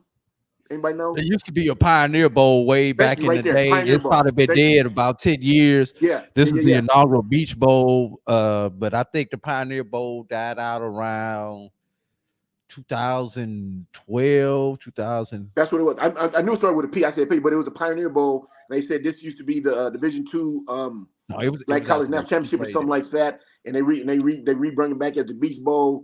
But wasn't a lot of people in the crowd. Now, I don't want to hear people talking about rain, because when you guys played, who did you guys play in the rain a couple weeks ago? And it was a packed house. Okay, when you guys played PV in the rain, it was a packed house. Everybody stayed there, unlike they do at Tennessee State. That was a home game, though. Yeah, that was it was two things. One, it was a championship game, and it was at Bragg, and it wasn't Wednesday night. And it wasn't Wednesday night, exactly. Yeah, none of those schools. I don't know what the alumni base of. I'm not going to speak on. I don't know the alumni base for Johnson C. or Fort Valley down in South Florida. So take that into consideration when you look at those numbers. So that's something that the bowl has to work on. Yeah. You got to move that to a weekend, because that weekday really hurt. You took that into consideration. People do work. People got bills to pay. But it just the stadium was empty, because you can see the camera showing it. And I'm to myself, I'm like, stop showing that, because that's embarrassing to the bowl game. And whoever sponsors this game is going to be like, I'm not even going to put my money behind it because no one's coming out. So they got to figure out how to move it to a weekend. And but still, you want to support. I mean, now Langston's playing the game on Tuesday night. It's raining. I'm there screaming, yelling, because I love Langston. I got to tell my boss, hey, I got to cash in some of these work days I got, or anything of that sort, what I got to do. But I'm going to be there. So once again, I'm with you, Brian. I don't really know the support of what they have, but both teams were 7-3. That's a winning season. Both teams got good coaches. Both teams run the ball well. I mean, they were good teams, but the stadium was kind of empty, so I was kind of down about that. Like, come on, you guys, where we at? Well, but think about this. You're going to see over the next 2 weeks bowl games on Monday, Tuesday, Wednesday for the next 2 weeks. So bowl games are going to occur in a non-traditional college weekend. But here's the difference, Brian. What do most people have over the next 2 weeks, especially post Christmas into New Year? Most places, usually, if you're at a factory that's shut down, a lot of jobs, unless you're in the service industry, most jobs usually have that time off from Christmas to New Year's. I will counter what you're saying by saying this. And having been at bowl, this whole bowl thing, I've been at those trade shows where they make a lot of decisions. I met John Grant, talked to him, even sold him some merch at these bowl things. The bowl purpose is they're connecting with the community. Yes. It's not necessary. I mean, To make true, do money. they want alumni and fan engagement from the schools? Yes, but it's more so a connection with the community. So if the Bowls was able to provide the student athletes with things to do during the week in South Florida, give them an experience, something that they have not or would not normally get and you got to admit, both these schools didn't win their championship, didn't even play in their championship, didn't go to the playoffs. So if they got 72 hours to South Florida, and I don't think it rained all 72 hours in South Florida, they got a chance to go to the beach. They got a chance to they probably got a memorable experience. And then, hey, you get to play a football game, and it is what it is. But all the stuff leading up to the game is really what the bowl is about. So and create people to come back in future times to spend their tax dollars. Exactly. And you get people to at the end of the year, you get people to spend their money that they're trying to spend before the end of the year. And again, student athletes, HBCUs, the CIAA, the SIC, it opens up a door to future things. And yes, there's no CIAA or SIC schools in not in South Florida, but the HBCU culture is, and the experience is spreading. And so you want to give your investors down in South Florida an opening to other things. And that's what that bowl is really, that's how I'm selling. If I'm the bowl organizer, that's what I'm selling to people. And so the crowd may not have been great. And hey, thankfully it rained because, hey, guess what I'm going to blame it on? Oh, it's the rain. The rain was poor. I'm not going to talk about it being on a Wednesday. That rain was nothing nice. Yeah, it exactly. So you're right. Blame it on the rain, whatever you want to do. I mean, you go from there. I know you know that one, Coach. I think, I know that. But I think what they got to do is probably advertise it a little better. You don't know who's going to play in it, at the end. First year, Coach. First year. There's a lot of things that they will do better, but let's not. I think we have to get out of. We want perfection from the get-go. Let's just. They did some things right. They didn't do everything. Southern Jaguars want perfection. They want the Celebration Bowl right now. They're not gonna get that. They're not gonna get that. Let's just hope. Hey, Southern won the Bayou. Let's just stop right there. They won the Bayou. Congratulations to Coach Graves. Congratulations to Coach Graves by being the new head coach at Southern. Kudos up there. Now, did Fred McNair take the Texas Southern job, or are they still up in the air? It's still up in the air. We're going to talk about that in the next segment if we ever get off of this segment. He's taking the job, Coach. He's taking the job. 90.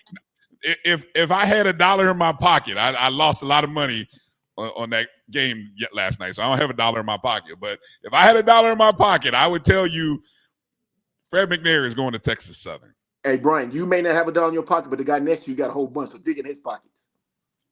What'd you say? I said you may not have $1 in your pocket, but the guy right next to you, he got a whole bunch of dollars in his pockets. So dig in his pockets. Well, he looking away. So I don't know. Okay. I'm trying to see. Hey, where you guys go? Why y'all blue? What happened? Hello? Oh, I'm doing the show by myself. Know. Hey, how you doing? Somebody, we're still here. That's the producer. Something to signal. We're still here. Hey, I thought he was giving me a little time to go ahead, shout it out. I was gonna be, okay, Black College Sports Network, Preston Norman. Everything like that. But I know you guys got to keep moving. Once again, I want to thank you guys for what you did for me this year.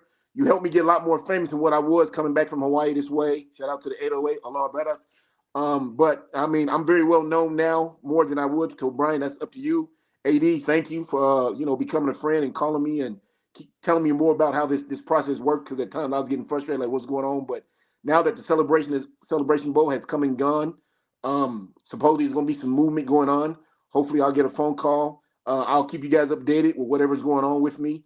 Please pray for my mom. I love her. She's the only one I got left. My dad passed 2 years ago, and mom's not doing very well, so I'm gonna concentrate on her. But she knows I love football, and if a job came available, she helped me pack my bag. Like, boy, go on, because it's what you've been doing since you were 7. But once again, I just want to say shout out to you guys, the Black College Sport Network, Roy, and everybody who supported me. And I appreciate this. Really, I do. You guys have made me a lot more famous with Twitter, my LinkedIn, my emails. And so I definitely will stay in touch. Hopefully God's on my side and bless me in the next couple of weeks. But once again, whatever happens going forward is because of you two young men.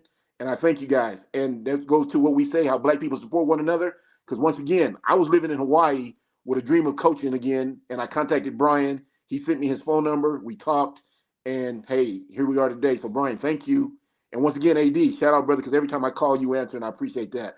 I need you to become an AD so we can win a damn national championship. Okay? All right.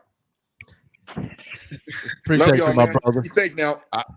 We'll let you know what we're gonna do next weekend, because with it being Christmas Eve on Sunday, we're gonna adjust our show time, and we'll get with you sometime during the week so we can make sure we coordinate. Hey, fellas, I'm with you anytime you need me, you know what I'm saying, like that. But I didn't know if we was going to do something again, or y'all was getting ready to roll to the basketball. But anytime you need me, you know you can call me, and I'm there for you. Now, we're going to let you close out the season with us, because that'll be our year-end closeout right there. We're going to definitely let you close that out with us, my brother. Hey, man, I'm there. And once again, thank you, too. I really do appreciate y'all, and I look forward to getting with y'all throughout the week.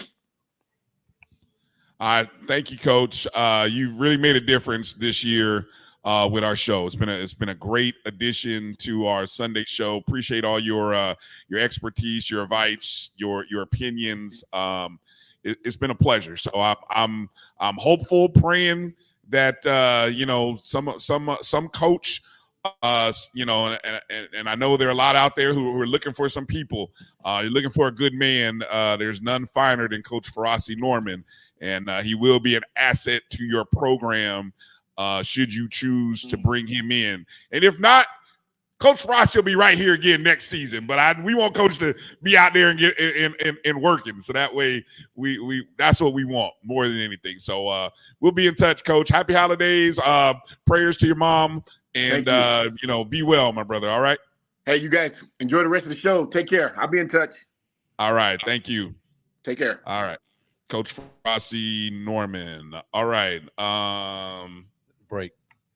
All right, Drew wants to take a break. Yeah. So we'll take a short break, come back, news and notes. We'll talk about coaching around the HBCU diaspora. That's a hot topic this past week.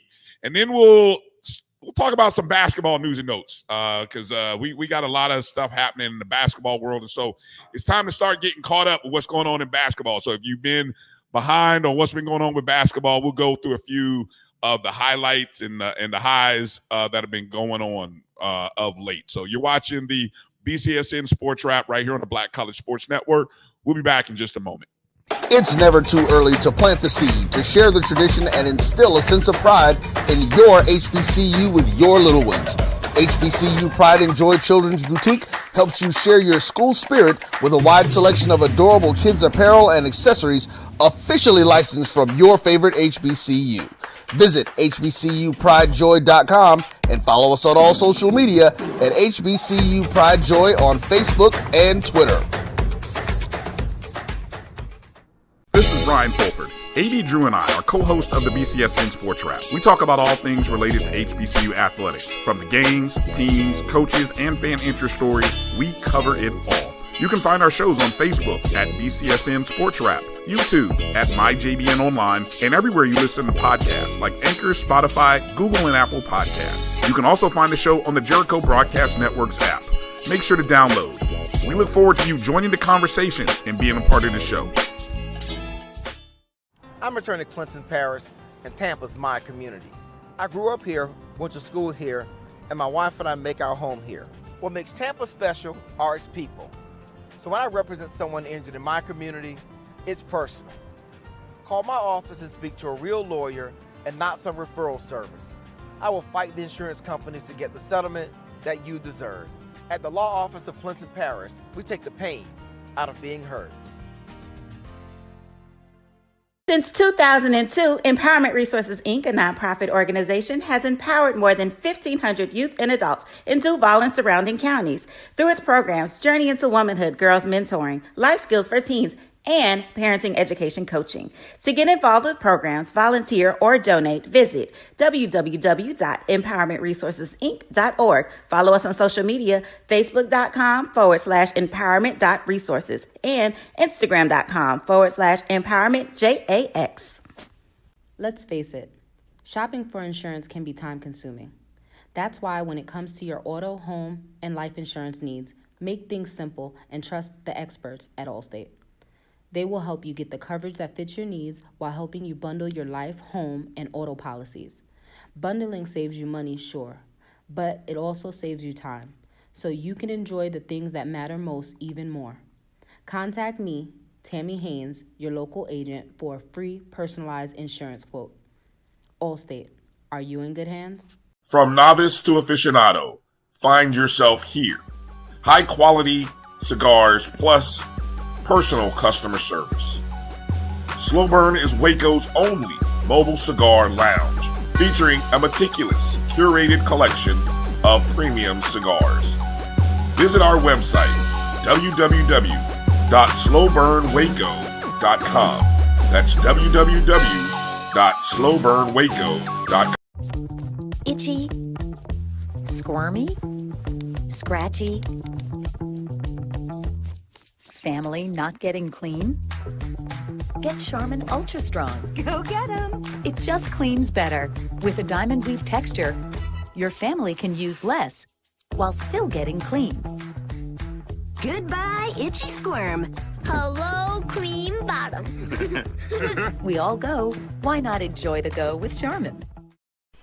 At Hampton Law, our primary goal is to provide non-traditional yet effective solutions and redefine the approach to client legal concerns. As your trusted legal advisor, we believe in sophisticated, personalized services that eliminate the confusion and complexity sometimes associated with legal matters. Our high standard for client care and concern, coupled with our extensive legal knowledge and skills, make Hampton Law a resource focused on the protection of the client's interest and overall goals. We value our clients and truly enjoy working with them. Visit thamptonlaw.com to conveniently schedule an appointment online. Tamika Hampton Esquire, 1631 Rock Springs Road, Suite 336, Apopka, Florida, 407-494-1471. thamptonlaw.com.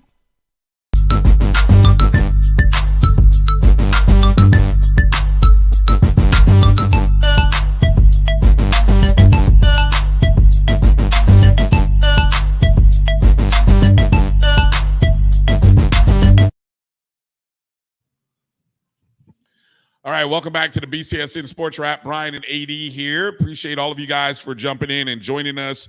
However, you're streaming the show on X via one of our pages, either the My BCSN 1, maybe the ONG Strike Zone where you're checking us out, on Facebook, on the Black College Sports Network, our BCSN SportsWrap page, our Jericho Broadcasting page, or maybe YouTube, via YouTube, my JBN, or our BCSN page. So we appreciate you tuning in however you are. We'll announce later this week our Black College Sports Network national champions, but fortunately I can say I'm pretty confident that the computers will be controversy-free with its selections. I don't think there would be much of a change at the top. Let's see if the computers make Howard or Central number two. That's what I want to see when the numbers get ran. I'll probably go the computer. My guess, the computer will make Central 2. Just a guess. I mean, who knows? But we'll wait to see. Obviously, so I mean the regulars. But when we last ended the poll, Benedict was 1, Virginia Union was 2 Right. at that level. Or on that level, on the non-Division I side, and then FAMU was 1. Central was 2. And Central Howard was 2. 3. And Howard's 3. I don't think that, my guess, I don't think that'll change. But again, we'll release that all. But on the field, undisputed year, 45 years to the day that, thank you, Tamara T. Appreciate the love. Appreciate it. 45 years to the day that Florida A&M won the 1AA at that time, later known as FCS. 1978 national championship. I can't get no love, Tamara, for the jersey? No. Okay. Just wanted to. 45 years to the day. I would have loved for I'm that guy. I see and think about all these things. I know FAMU went with the color uniform combinations that they started the season with: white helmets, green top, white pants. Notice the white stripe or the orange and green stripe on the side of the pants. So it wasn't just plain white. It was. I would have loved that they would have gone with the orange helmets. The orange helmets would have been, and so the orange helmets, green jerseys, white pants look is what we wore when we won the national championship 45 years ago. That's the only thing I would have loved to have the same seen, combination. The same combination 45 years ago. And those of us who are into uniform swag and pay attention to those little things, I know the literal throwback. Yeah, we would have loved to have seen that as well. Let's also remember, I believe it was 52 years to the day, 1971, when Howard won the NCAA soccer championship, was also an anniversary from yesterday. So something historic was going to be done in one synergy, way. Yes, there was going to be a little synergy thing in one respect. Yeah, yes, I believe that was 1971. It was 1971 and 1973 when it was an odd year. It was an odd year. It was an odd year, so I do remember that. Other little the attendance at the game was 41 and some change. Hold on, I just had it pulled up. 41,108 was the attendance. The game took 3 hours and 48 minutes. Good time for the game. I look forward to going back and watching it on the replay of the broadcast. It watched me this morning. It did, yeah. Because it actually came on the U at I believe 5 o'clock this morning. I just happened to wake up and started watching. They cut it down to 2.5 hours on the U on the replay. And like I say, I think it watched me till about the fourth quarter when I was conscious and actually started watching it from about 7 something on this morning. Right. Replay. 41,000, I think, is the third largest attendance. I think the last 2 years touched over 48 and 49. So this would now make 3 consecutive years that the Celebration Bowl has drawn 40 plus. Yes, which is great. There you go. You got a shout out, Drew. Appreciate you, Tam. So yeah, that's awesome for 41,000 fans to show 30,000 easily. I think green and orange, orange and green, yeah, for FAMU. And I hope that my hope from this game again is that in order for FAMU to continue to be champions, Rattler Nation has to invest and donate. You hopefully spent at least a moment, and if you didn't do it yesterday, hopefully they do it today. Hey Brian, not to cut you off, but isn't that a speech for the ONG Strike Zone? I'm going to use this platform that I have right here in this moment, and I'm going to also tell Howard Bison fans, whatever, Howard alums, take that moment in that day. You should have, hopefully engaged and donated to your athletic department. I know Howard's got this great endowment that we always hear about. I don't know how that bleeds over into athletics. I don't. So I'm sure their athletic department's budget needs support as well. So I just hope the schools, Howard alums, FAMU alums, fans, engage, even if it's the same dollar amount as the year in which your school was founded. Donate that money, that amount, that 1887, or when was Howard founded? 19 18 something. It was 18 something. I don't remember. All right. Anyway, 18 something, in which Howard was founded. Spend that money, send that money into the coffers of your athletic department or your fundraising, so that way it shows up and pays out. I'm also interested to see one other thing. 1867. Thank you. Thank you. Yeah. Right. And Mary hit it at the same time that our producer Roy was telling us. But I want to see one other thing, Brian. I want to see the uptick in applications for both of these two fine institutions based on this, because we know every time a team goes to the Celebration Bowl, there's always an uptick in student applications for that institution, and obviously acceptance. But in order for these universities to be prepared for this uptick in applications and to accept these students, we have got to increase our level of donating, which is going back to the point that you were making there, Brian.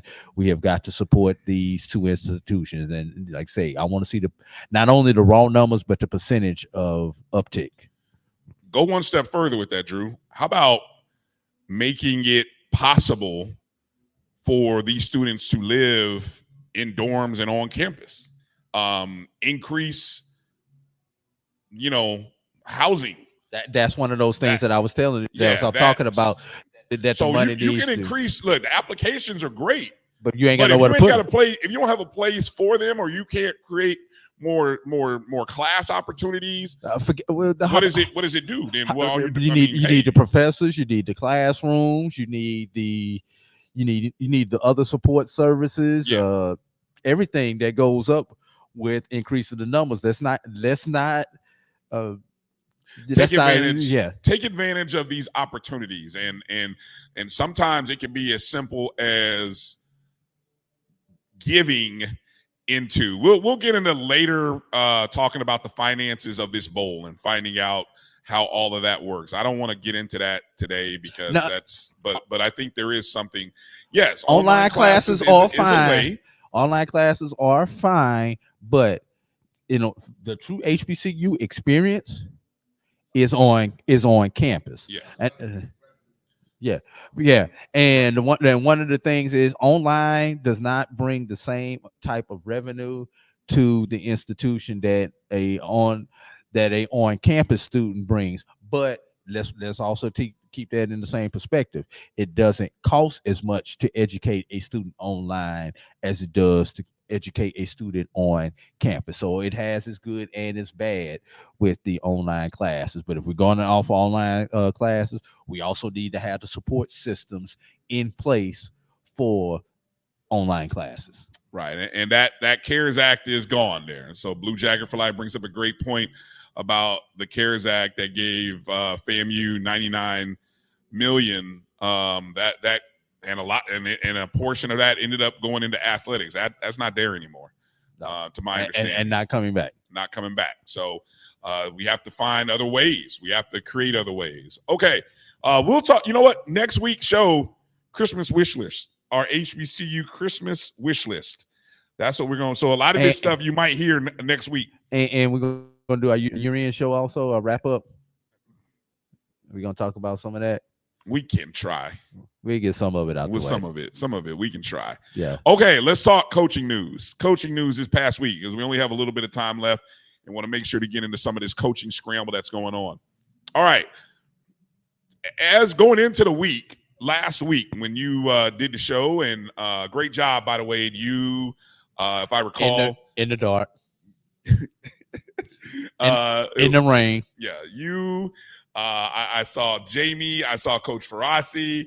I saw Trevin Jones. Who else joined you? Keith. Keith from Things Up podcast. Yeah. So shout out to everybody who jumped in. See, it take 5 people to replace you, man. Well, that's nice. So Teddy Keaton was the only coach at the of all the coaching openings that there were. He was the one that first, I don't know if we want to say the first big domino, but it was a domino. He was a domino in trying to figure out who was going to fill the Clark role. He left Allen University to go to Clark. And then the weekend on Friday of the week before the show, that's when Chennis Berry took the job with South Carolina State. He took it on Friday. That was announced Friday afternoon. But it became okay. But the press conference wasn't until the following week, but it was announced on Friday afternoon that Chennis Berry was going to be the new coach. Right. So a week from last Friday. And at the same time, I know South Carolina State announced their new athletic director as well, who's a South Carolina State alum. So when they did that press conference, I think it was Wednesday. Yeah. You know, they introduced a new AD, introduced Coach Berry, and so South Carolina State, that's a big win for them. I mean, they get their man. That's who they wanted. That's who they wanted, and that's what they got. Yeah, and I don't know if you remember back in October, I said that there was going to be one, if not two, vacancies in Columbia, South Carolina at the end of this football season. Well, that has come true. Bingo, you got that. You hit that one. I hit that one on the head. Also announced earlier in this week, Terrence Graves, the only man to win the Bayou Classic for two different schools, for both schools, was officially announced as Southern's head coach. Listen to the press conference, watch that. I am so curious, and I told Carlos Brown. And hopefully you got a chance to watch Carlos's show Saturday, because I know they got into talking. I think he maybe even had Coach Graves on the show yesterday.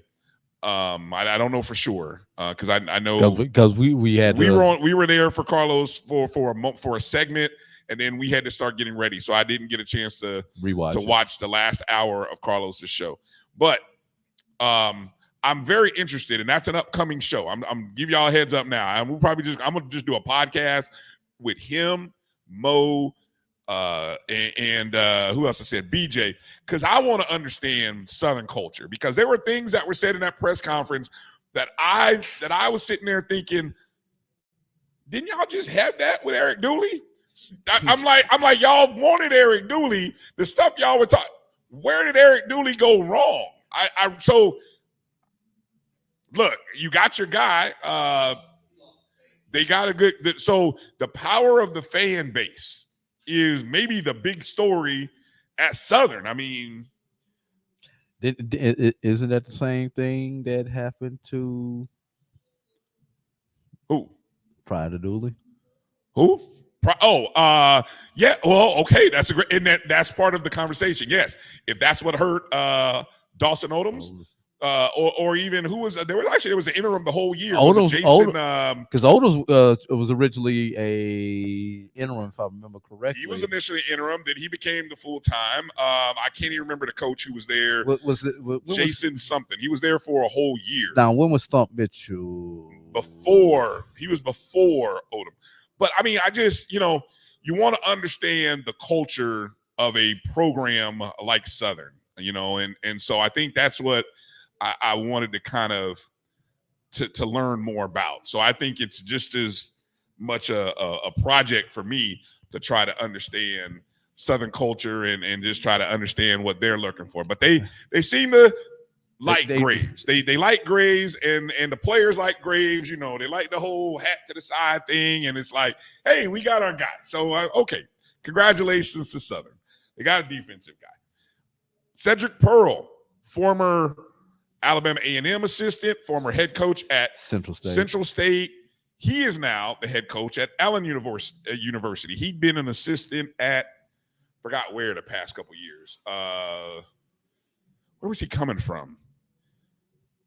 Anyway, I forgot where Pearl is coming from, but he takes over at Allen University. Very, it's been a few years where he was previously in the SIC. Yeah. And moving on to the next coach, here's the question. And this kind of goes to the Southern question. What has Fred done to Alcorn? Where the man won, what, 3, 4? So wait a minute. How many SWAC East titles did he win before Alcorn switched over? How many SWAC titles did he win before Alcorn switched over to the West. And how much support has he gotten in spite of him winning those championships? Now, he didn't get the big one. He didn't get the Celebration Bowl, but he handled his business within the conference until they switched sides of the conferences. But for some reason, people have not been happy with Fred in Mississippi.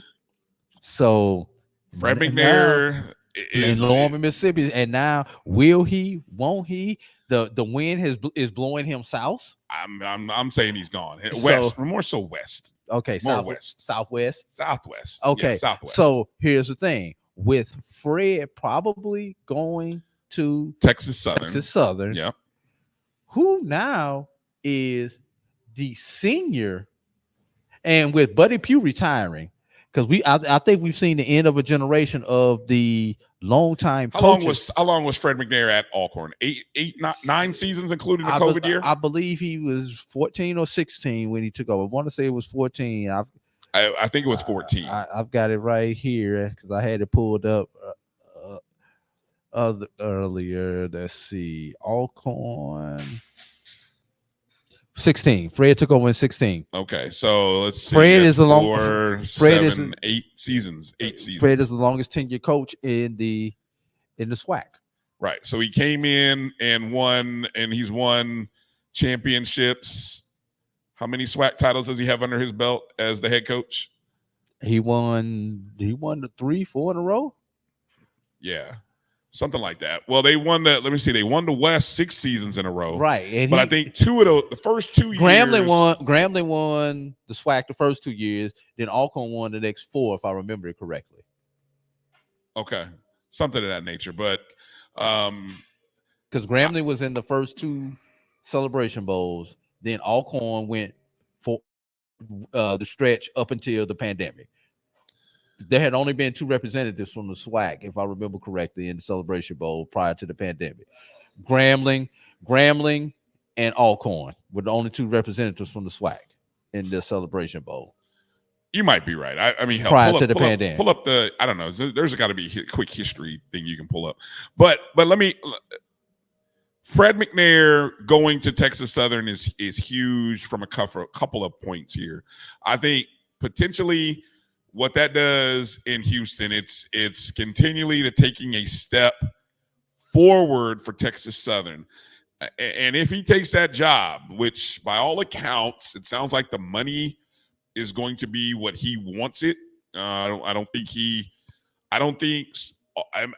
Alcorn may have come back later and being able to find the money that he wants. I know there was a big gap between what Fred wanted and what Alcorn was going to pay. I've also heard that there are donors who may want a change. What's the numbers there? Alcorn went to 3. Grambling went to 2. Alcorn went to 1. So 4 and 5.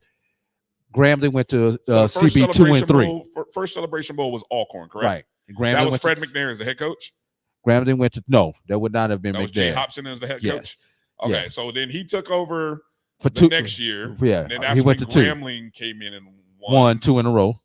Two SWAC championships in a row. Won 2 SWAC championships in a row. Right. Then Alcorn won the next 2 SWAC Fred championships. Finally came in and won two SWAC championships. So, but I think Alcorn was in the championship game against Grambling, if I'm not mistaken. Alcorn was in championship game those years. Yeah. So now you want to use this longest tenure at one school thing. So now that leaves Willie Simmons. I think you said who? Willie Simmons and Connell Maynor. Connell Maynor at one institution in the SWAC. But in general, at HBCU, and I think the HBCU leaders. I think if we go through the HBCU, Trey Oliver would be the clubhouse leader with Buddy Pugh retiring in the BIAC. Trey's only been there 4 years though, and he's the clubhouse leader. Trey Oliver is the only head coach currently in the MEAC who had their job before the pandemic. Wow. So that's amazing. But just think of that tells you the turnover. That tells you, I think if anything, that shows you the impatience of fan bases. I think it also shows you the challenge that athletic directors are having to deal with, presidents as well, because nobody's waiting for the meal to fully cook. They want to put it in the microwave. They don't go put it in the oven. To rise. You want to put it in the microwave. You want to just go and get it store bought. You think that's going to do it? No, it's not going to do it. That's the challenge. Right. That's the challenge for all these schools. Just quickly, since we're talking about them, in the CIAA, Richard Hayes at Fayetteville State and Adrian Jones at Shaw 2016 same as Fred lead the clubhouse in the CIAA, and nobody in SIAC had their job prior to the pandemic. I'll just go ahead and tell you that. All right, so as of me waking up this morning, the open jobs you had, Grambling, we'll talk about that, as it appears they may have found their man. Alcorn is quote unquote not officially open, but we think it's open. Going to open. It's open. Benedict is open. Morehouse is open. Lincoln, Missouri is open. Speaking of Grambling, HBCU Sports reporting.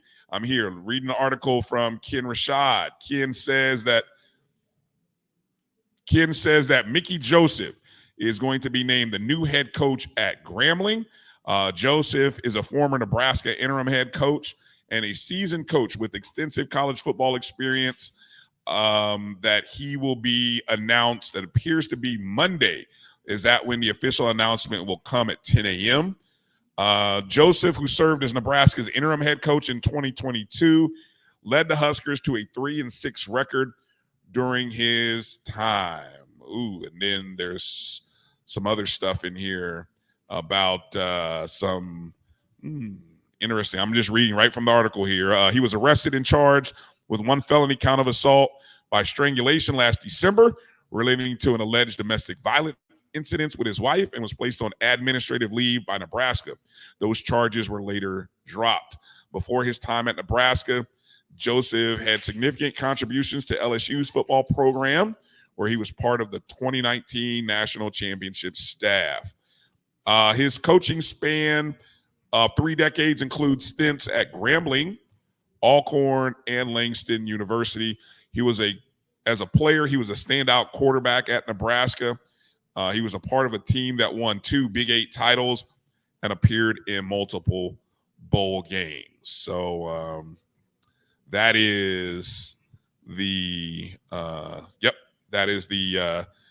expected hire. And this, again, is coming from HBCUsports.com, reported on by Ken Rashad. So, we'll wait to see what happens. We'll wait to see what those other jobs are. Anything you want to add more about the coaching search here before you shift over to basketball here in these final moments of the show? I just want to throw out NAIA clubhouse leader for coaching tenure among HBCU coaches, Quentin Morgan at Langston, 2016. So 2016 looks to be the hot year for our coaching search right now, which means nobody will have been on their job for a decade once Fred makes that move. Well, even when Fred making that move, we still, with the retirement of Buddy Pugh, there's nobody who's been at their job for over a decade now. It really, again, I think it really says something that you said nobody over a decade right now, nobody over a decade with Buddy Pugh retired. And then if you look at over 5 years, the list is maybe a handful of people. Basically, you got 2 lists. You got pre-pandemic, post-pandemic. Wow. And the pre-pandemic is probably about a 3-to-1, maybe even a 4-to-1 ratio than the pre-pandemic coaches. Wow. And what also happened around the same time as the pandemic, that's when you also had the portal and NIL come in. And I think those may be the reasons why some of the old school coaches who did not want to deal with it got out of the business. And that's why you have some of these younger people who not only understand that, but social media and recruiting in this day and age. Because I mean, when you see coaches, lifers like like Coach Freeman, who was at Morehouse, Coach Slater, who was at Tuskegee on the Division II level. You see a guy like a Buddy Pugh give it up. You see some of these coaches who've been with their programs forever and help build their programs giving it up, maybe because either they didn't understand the new technology and the new way of recruiting, or did not want to deal with it and had enough put away and went to the farm and decided to go ahead and grow their own crops, as I like to say. All right.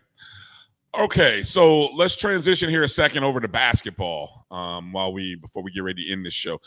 First off, I'm gonna give a shout out to Coach Lavelle Moten, who on Friday became North Carolina Central University's winningest head basketball coach. On Friday, Central got a 102-50 victory over St. Andrews for Coach Moten's 252nd win to push him past Floyd Brown for the most wins in program history.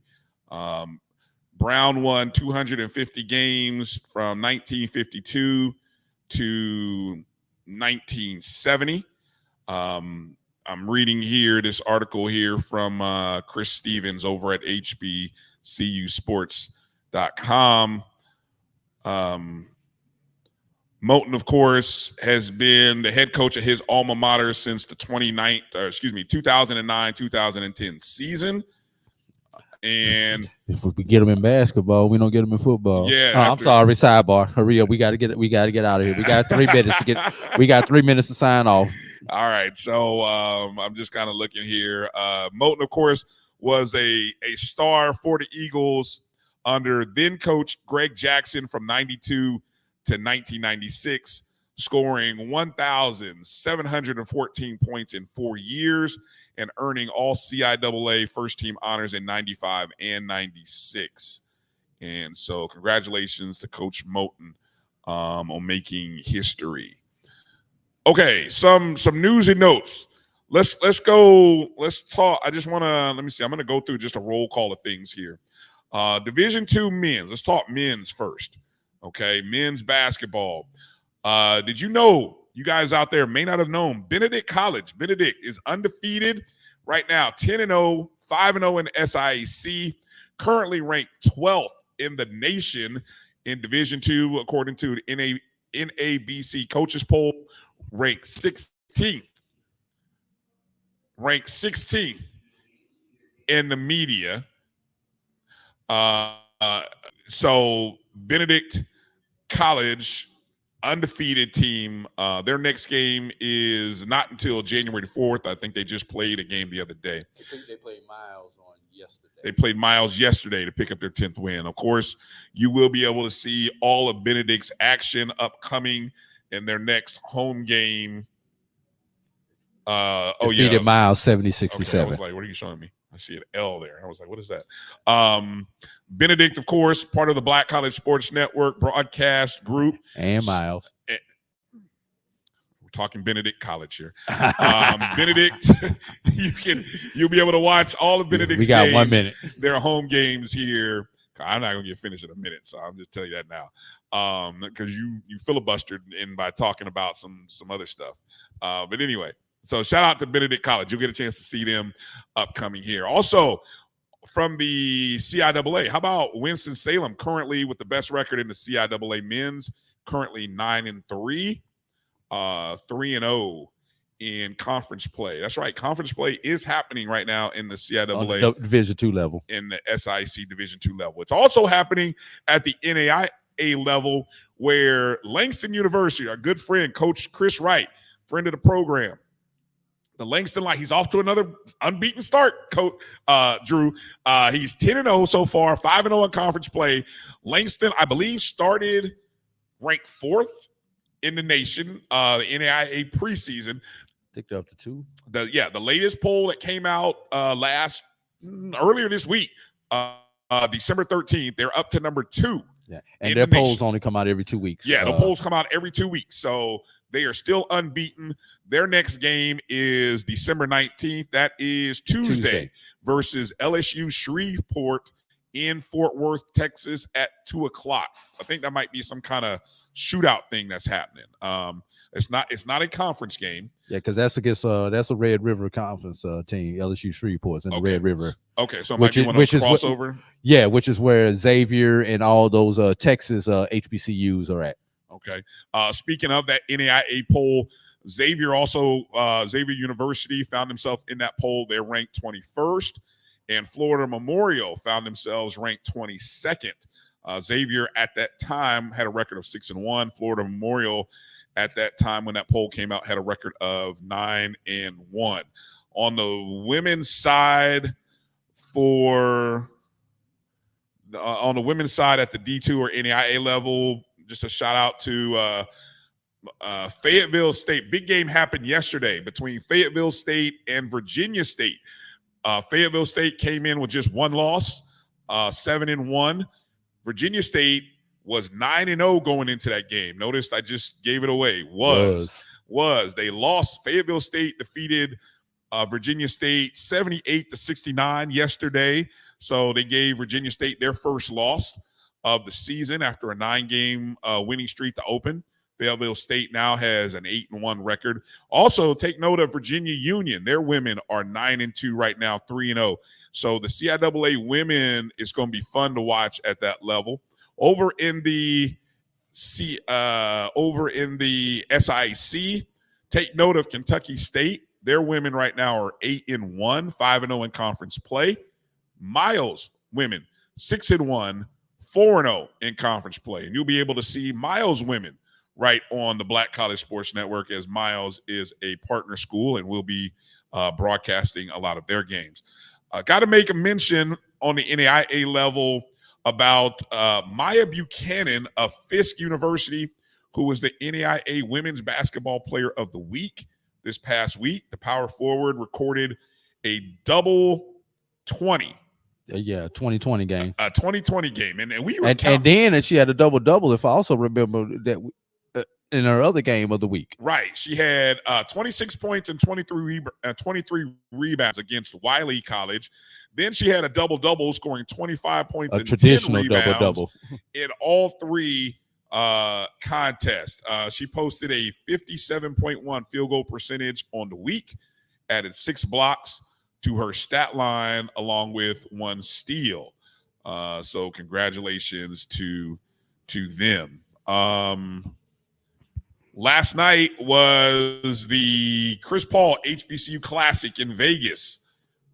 North Carolina A&T gets their first win of the season against Texas Southern, 85-79. A bit of a down year for the Aggies. I don't know what Texas Southern's record. Oh, yeah, Texas Southern having a bit of a down year as well. Well, who knows? It's not conference season, though. I was going to say. Texas Southern, Prairie View.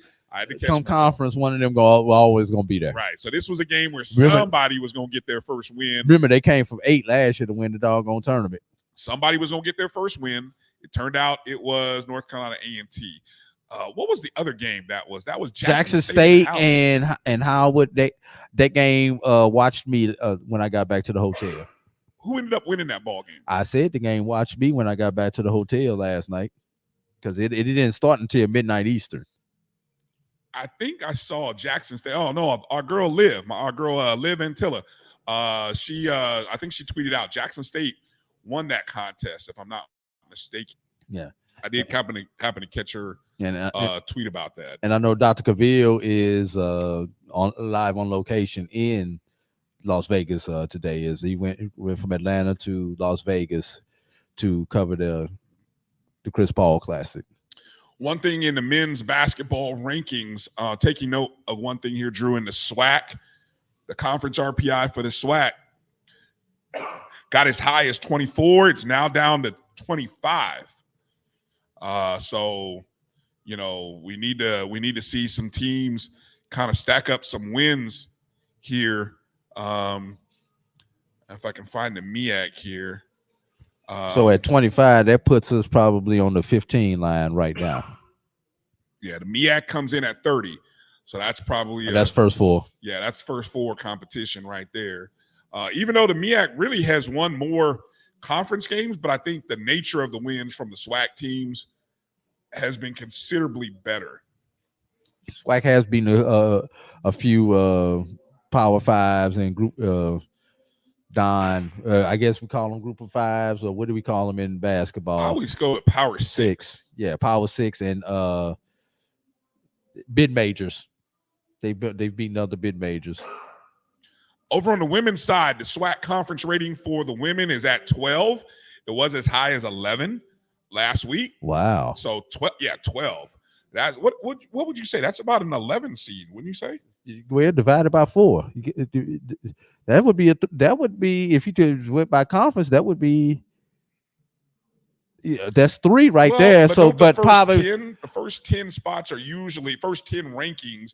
10 times 4, that's 40 teams. The first 40 teams are all your power and RPI, your power teams, right? Right. Well, I was saying conference rate, that's probably going to get you, I don't know. You're probably right. You're probably in probably about a 5 line right there with that. In terms of net rating, now the net is what's going to push somebody forward. Jackson State has a net ranking of 120. Arkansas Pine Bluff 157. The best record currently standing is Bethune-Cookman with, now I'm going to say this and people are going to be like, that's not their record. Against Division I opponents, Bethune-Cookman's record is 4-3, which is the best in the conference. Alabama A&M with a 3-4 record. But you've got only 3 schools within the SWAC are winless in terms of playing other Division I opponents. So, I mean, that's pretty impressive. In comparison, the MEAC has a 28 conference RPI. Again, may have won more games, but when you go to quality opponents, and here, let me underscore this. How about Norfolk State? Norfolk State has a record against Division I opponents, and we're talking women, 7-4, but their net rank is 173. Again, what did I tell you? Jackson State's rank is? They're playing those quad 4 games. Yeah. Norfolk State 0-2 against quad 1 opponents. They are, and Maryland Eastern Shore is 5-5 against Division I opponents. They have a net ranking of 198. Looks like no one has a quad 1 victory in the MEAC. No. Did anybody have? Let me see. I didn't even look at that in terms of the SWAC women. Were there some quad 1 wins? I'm just looking to see. Quad 1 wins. No, they're none either for the SWAC, but I'm sure there's probably a couple of quad 2s. Right.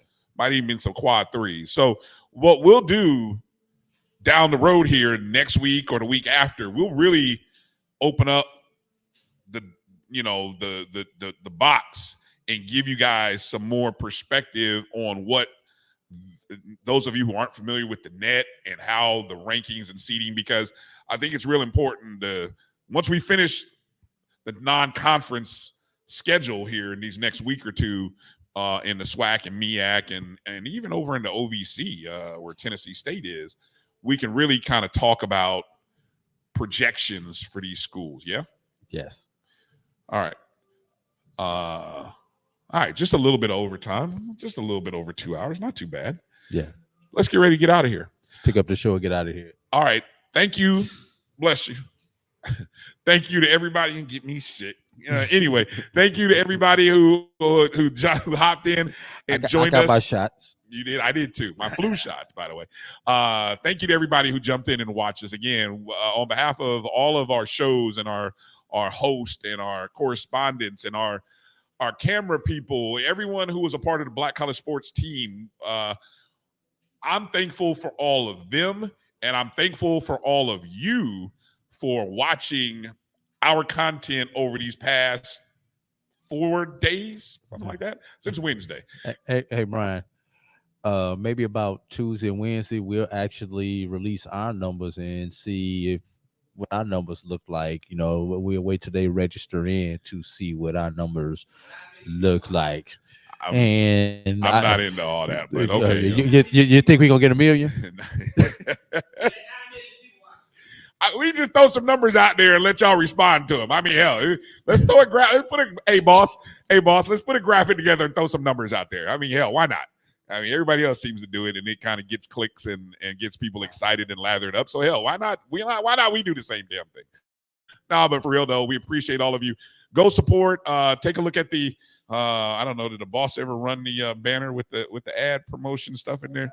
Yeah, okay, he did. So if you can make a donation, you can also make a donation, a super chat right now, right here, right now. Go ahead, hit that super chat button if you're watching us on YouTube, or you can make a donation to our Square account or to our Cash App account. Every cup of coffee helps us keep this thing going. It will help keep the lights on in our new studio. So that part we and appreciate. these lights are so hot. The boss said, "Look for amazing new things," quote unquote. I'll be glad when we get the AC running good up in here. I know it's the middle of winter, but with these new, it's not that bad. Yeah, I'm like, yeah, but you're not in front of these hot lights either. All right. Well, I mean, I'm not that hot. Look, if I'm not sweating, I must just be cool today. I don't know. I'm Rattler cool. That's all I'm doing. Hey, shout out to all of the people in the studio. What up, watching. Kelvin? Make sure to good. Hopefully, Kelvin, you're tweeting not from driving on the road. Hopefully, you made it home safely. It was a pleasure to see all of my ONG brothers in Atlanta this weekend. I'm gonna say one more big time shout out to Coach Simmons, the entire coaching staff, those players, the support staff, VP Sykes. Love y'all. Congratulations. One more. Your final word. What up, boy? We did it for you. Long live Kofi Hemingway, ladies and gentlemen. Well said. God bless you. Thanks for watching. Things up.